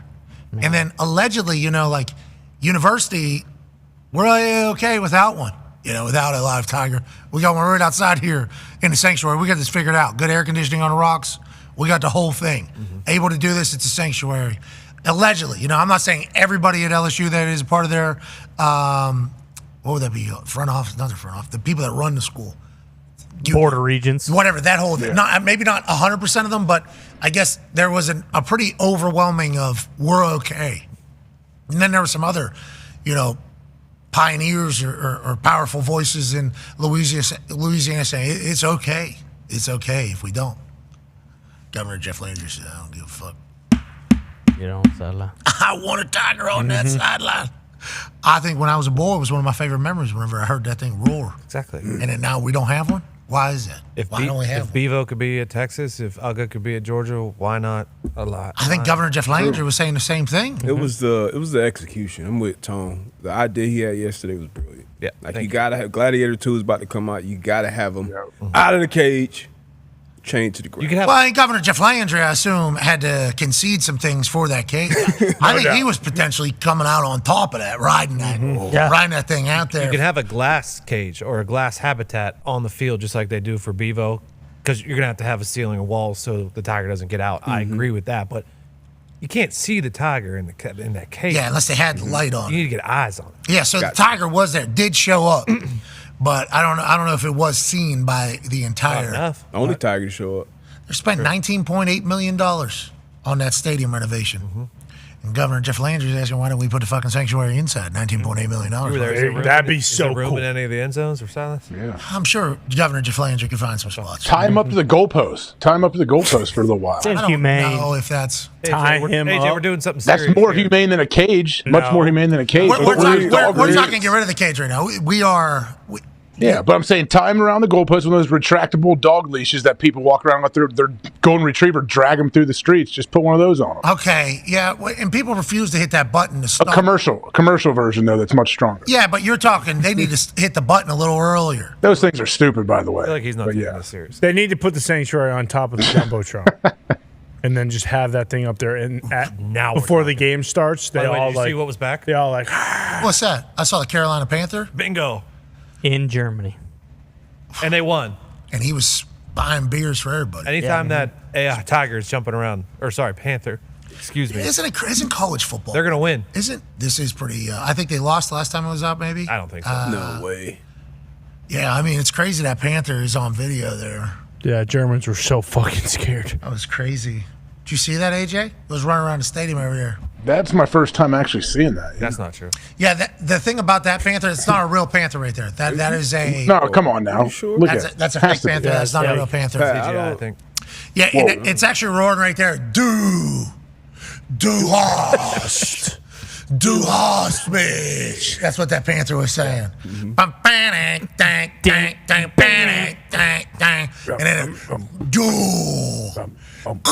du hast. That's what it did there. I don't know if you heard about that. That was what that panther did. People thought it was real. It's not real. It's not real. It's not a real panther. Oh. Millions of dollars spent on it. But Jeff Landry, Governor Jeff Landry, though, did he know that the tiger that lives in the habitat was not ready to go into the stadium and they had to find another one? Yep, I do believe he did know 6 that. months ago, actually. Yeah, there was some time from what we learned. Yeah. We know too Why much, couldn't we but put not old enough. Buddy? Huh? Why couldn't we put old number 6? Why couldn't we put just, if he's going in a cage, why isn't he ready to go in the field? But that would have been inhumane. That would have been, what's that? His name's Mike. And it's Mike the seven. sixth. Seven, brother. Seven. It's not Yeah, six. Mike the seventh is the one that lives outside. I believe that would have been considered inhumane. Yeah, malpractice. Because that never had to be in front of a crowd before. So, Oh, okay. Gotcha. so the crowd is obviously, because cats, naturally skittish creatures. So whenever, I guess this one had been in front of a crowd before. Understood. Gotcha. Understood. I swiped at a few people. So that tiger was like a showman tiger? Yeah, I think they were Bingo. searching for a Traveling circus tiger. Bingo. one that has been in front of people before, as opposed to just Gotcha. being in a sanctuary outside. I That makes believe sense. is the That makes conversation sense. that happened there. So now there has been an idea that has been tossed from the back row of the back room. It's a shame LSU is probably not going to make it now, especially after they lost to Alabama. But if LSU makes it to the college football playoff, will you do a show from a tiger cage, the alt cast on the sideline? Is the tiger in there with us, or? No, you would just be in a cage. You'd be the Oh, that'd be sweet. Yeah, I'm up for anything. That's It'd be cool. like a bird cage. You'd be like standing like a hawk. You'd be a Tell you hawk. out in the 1990 Chevy Silverado like 15 years ago. So that was the issue. We saw in 2015, the last time the Tiger had been live on the LSU field. They had the Chevy Silverado pulling that thing, and they were struggling. The tail end was down. Sure. It looked like it was. You know what they needed? Oh, yeah. Oh. We know. Yeah. Right fucking there, pal. Right there. That might have been part of the whole problem. People might have been. True. We don't need a live tiger anymore because the show wasn't enough of a show. Obviously, a tiger roaring is a powerful thing. But when you hear that from underneath the hood of a 2500 heavy duty Rebel Ram, all of a sudden you don't want that ever to go away. You could strap Mike into the truck bed and then drive him around. Now we're Think about it. Drive him around. He's strapped in. He's not going to jump out and kill anybody probably, but strap him into the back of that truck bed of that Dodge Ram. The kill thing is a real fear, I think, for a lot of the people. Well, he'll get through a lot of people before they trank him, for sure. Exactly. Yeah. Yeah, especially with They're shooting not even the going to trank him. They're going to shoot him right in the head. They're not tranking him. Yeah. But They're who not they shoot tranking him. in the crowd? How are they shooting? Exactly. Oh, yeah. They let Because it they're go. humans. He might get all 75,000. Mike's a 102. He's coming for all. Mike's professional. He's not going to be hungry that whole time. Remember Well, he's not. He's just killing for fun. He's not eating. Oh, you think? Wait. I think his name was Omar. Was the name of the tiger that was on the sideline? You're telling me you think Omar is just known showman feline? Okay, known show feline here. You think he was just going to go out and just start batting faces and slice some Yes. throats? One swipe. Oh, there's your head's off. Boom. Slice your neck. Boom. Boom. Boom. Then he just gets. He sees one. He sees one. He's like, there's 102. It's a target-rich environment. 102,000 big boom. Boom. Boom. I don't want to see it. I don't want to see it happen. Oh, you could do the implant, and then if it gets out, just What's that, buddy? Shut him down. What do you mean? Oh, flip the switch and his head blows up. Yeah, bingo. Yeah. What a page. Oh, Yeah. Yep. oh Yeah, got gosh. it. That is. I don't think anybody would like that. I think that'd be a pretty big conversation. Yeah, but But I did hear a lot of people that are animal people being like, "Is it really a necessity? Like, why do we?" Well, Of course not. Where were they when What? Squirrel was getting murdered last week? That not a lot has been said about Peanut. Huh? It's true. How come Peanut's not being talked about? He might have came back to life. Sorry, what? I saw Reincarnation take the stand there in front of a press conference. Is that what you're talking about, Gumps? Yep, running around, having a great time. speaking of last week, we did miss something. Oh yeah, we did. My apologies. We didn't have a show on Sunday, so I didn't get to bring it up. I forgot yesterday. That's on me. Happy birthday, Ocho. That's right. Happy birthday. Happy birthday, Joe. Which Ocho? Emmanuel. We know these are tough. Manny. Happy birthday. I would like to say this. Happy birthday to him. And reading his birthday post made me feel like the biggest piece of shit of all time. I ain't never. Why? What do you mean? Did you read it? I don't know if I did. I may have glanced. Read it and just know you're a fucking terrible guy. Let us know if you're doing enough, AJ. He said he cries on his birthday because he hasn't done enough good for society. That's what he thinks about on his birthday. I'm like, God damn, we think differently. We are such a different thinking. I'm like, man, made another year, pretty pumped up, which he did say. Yep. Thankful to be That's around, true. which is cool. I'm like pretty excited about it, but we need to start viewing it differently, and we need to start thinking like a man. Oh, he said like I haven't done enough. That's why he cries. Yeah. Wow. Okay. I know. That's what I'm saying. I'm like, holy fuck. I'm going to start doing that every year on my birthday, too. Me too. Let's all do it. Yeah, and then I am for sure. I might start with it. He ended with it. I'll probably start mine with happy birthday to me. though. Okay, so Gumpy's not being serious. I am, obviously. Sounds like Gumpy's. Oh, was that like Gumpy, you're not going to tweet happy birthday to me. No, I think I am. I think I'm learning from Ocho. You have to. I have to. I do think we should maybe, not too often, because it can bum me out maybe. Maybe once a year, like it's on your birthday. Think, how can we be better for society? Every trip around the sun. How can we make the world a better place? Oh boy. How can we make tomorrow better than today? While knowing that tomorrow's not a guarantee. That'll fucking smack you right in the mouth sometimes. That's right. Perspective is a crazy thing. We're not supposed to be here. Have you learned about how we got here? The whole semen thing? That's wild. Gary Vee will break it down for you. You need to hear it. And also on your birthday, make sure you accept the results of that year, or at least try to accept the results of that year. And then once you think about it for a few days. Okay. I can't. All right. Everybody needs What's to this know. about? And if you buy a house, make What's sure going you on, show AJ? the whole Okay. house. All right. You guys are making a mockery of the whole I'm saying let's just be Not what I better was people. trying to Let's do. be Take it better serious, people. guys. Let's be better people, okay? And let's enjoy this life because we have no idea what's going to happen. We might all be That's dead. true. Yeah. Might all be dead tomorrow. I do Enjoy agree with every that. day. I agree with that. We have no fucking agree. idea. Let's enjoy it all. All right. I got to go to a dentist. I'm going to hate it. So Good I just luck. said that whole thing. So you Maybe, need to go. maybe it was a You need to motivational go. to myself. Yeah, it'll make you better. Oh. It will make it better, but Got to do it. I had a Yeah. I had a thing, cap, I guess, on my tooth. Crown. Crown, there it is. Came out. It snapped off at some point. I don't know when. Oh. Maybe. You gotta get a root canal.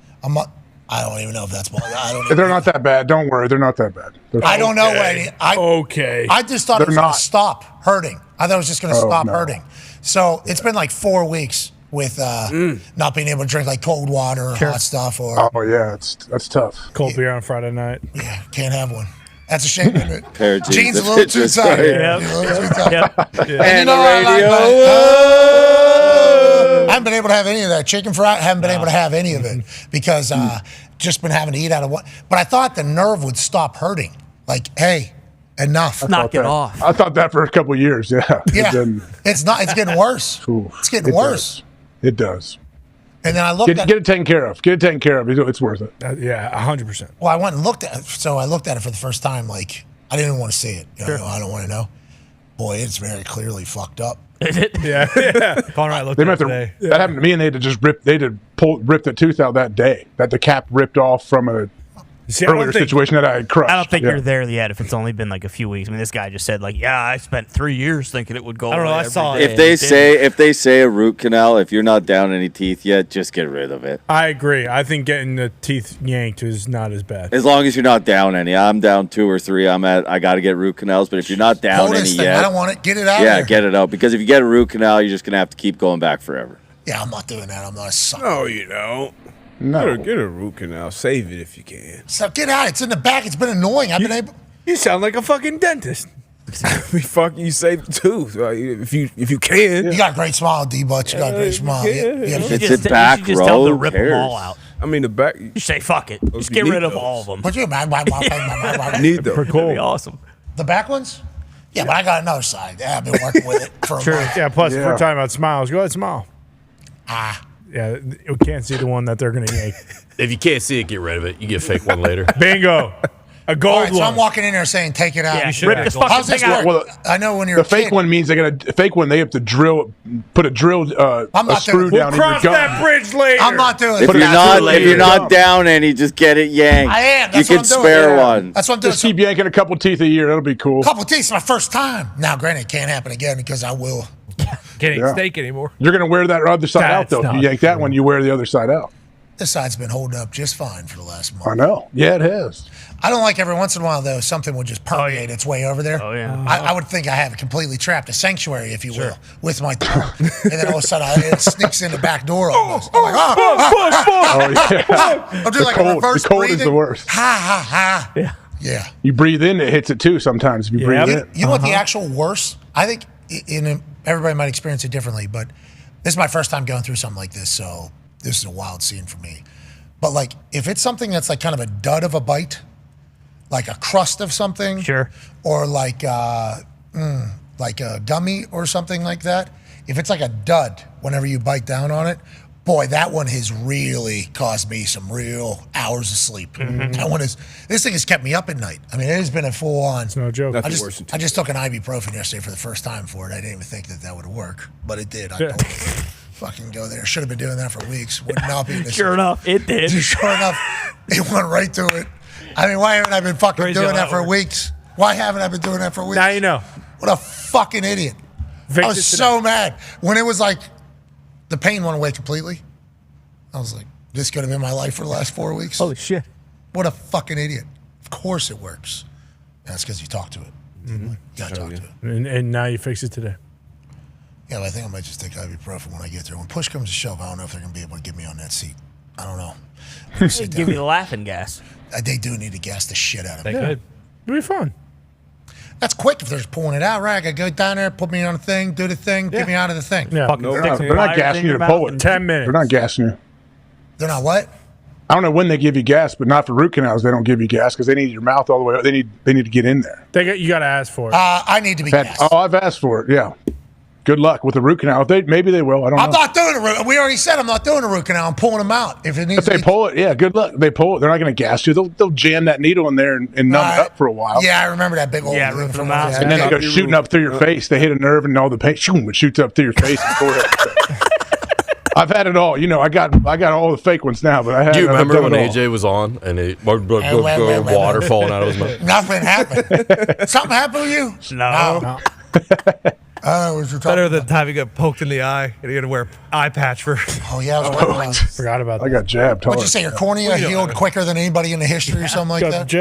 It's not complete. Yeah, you know, it's still pretty sensitive to light. That's for sure. I love that whole thing that happened with your face and mouth. you then got your face scanned for WWE. Remember? And Oh, yeah. Right after it. Well, that kind of came out of nowhere for me. So, yeah. Right in the middle. Hey, that game's awesome. Been playing it still? All the time. Every day. Every night. You guys got titles? Or? I gotta get back in the ring. Yeah, we do got to get back in the ring. I gotta get back in. If this ball goes in, this Dennis thing is going to go great. Yeah. Boom.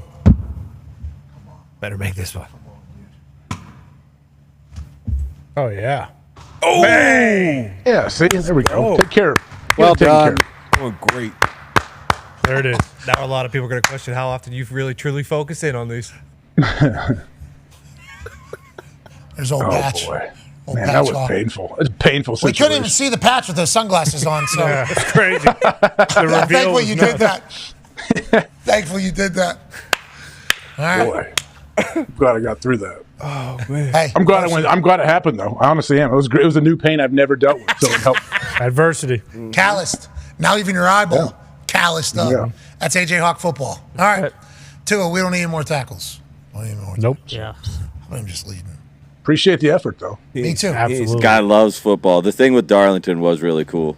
Was it? Yeah, it was like 5 minutes. All right, I'm gonna watch it. I saw it. But Guy just loves Watching football. game He watch legit it. loves Watch the football. game. I love that he's my quarterback. You That's should. my QB1. He's all in, man. He till death. He's Yeah, cherish those moments. Nice. all right. Be a friend, tell a friend. It might all change. We've had 10 quarterbacks. Yeah, every day. We've had 10 Never know. quarterbacks. All right. Be a friend, tell a friend something nice. It might change your life. Like our friends at Dude Wipes. All right. Yep. It's great for your cheeks. Great for your life. Mm-hmm. It's Dude Wipes. We're gonna sing together. Team on me. Team on 3. That ball went in, so that's good, right? Yeah. Great news. Everything's Really, gonna go good, really right? good. Mm-hmm. Yeah. Great news. Sorry, I'm starting to hurry again. I guess we're just taking that ibuprofen. 1, 2, 3, team. Goodbye.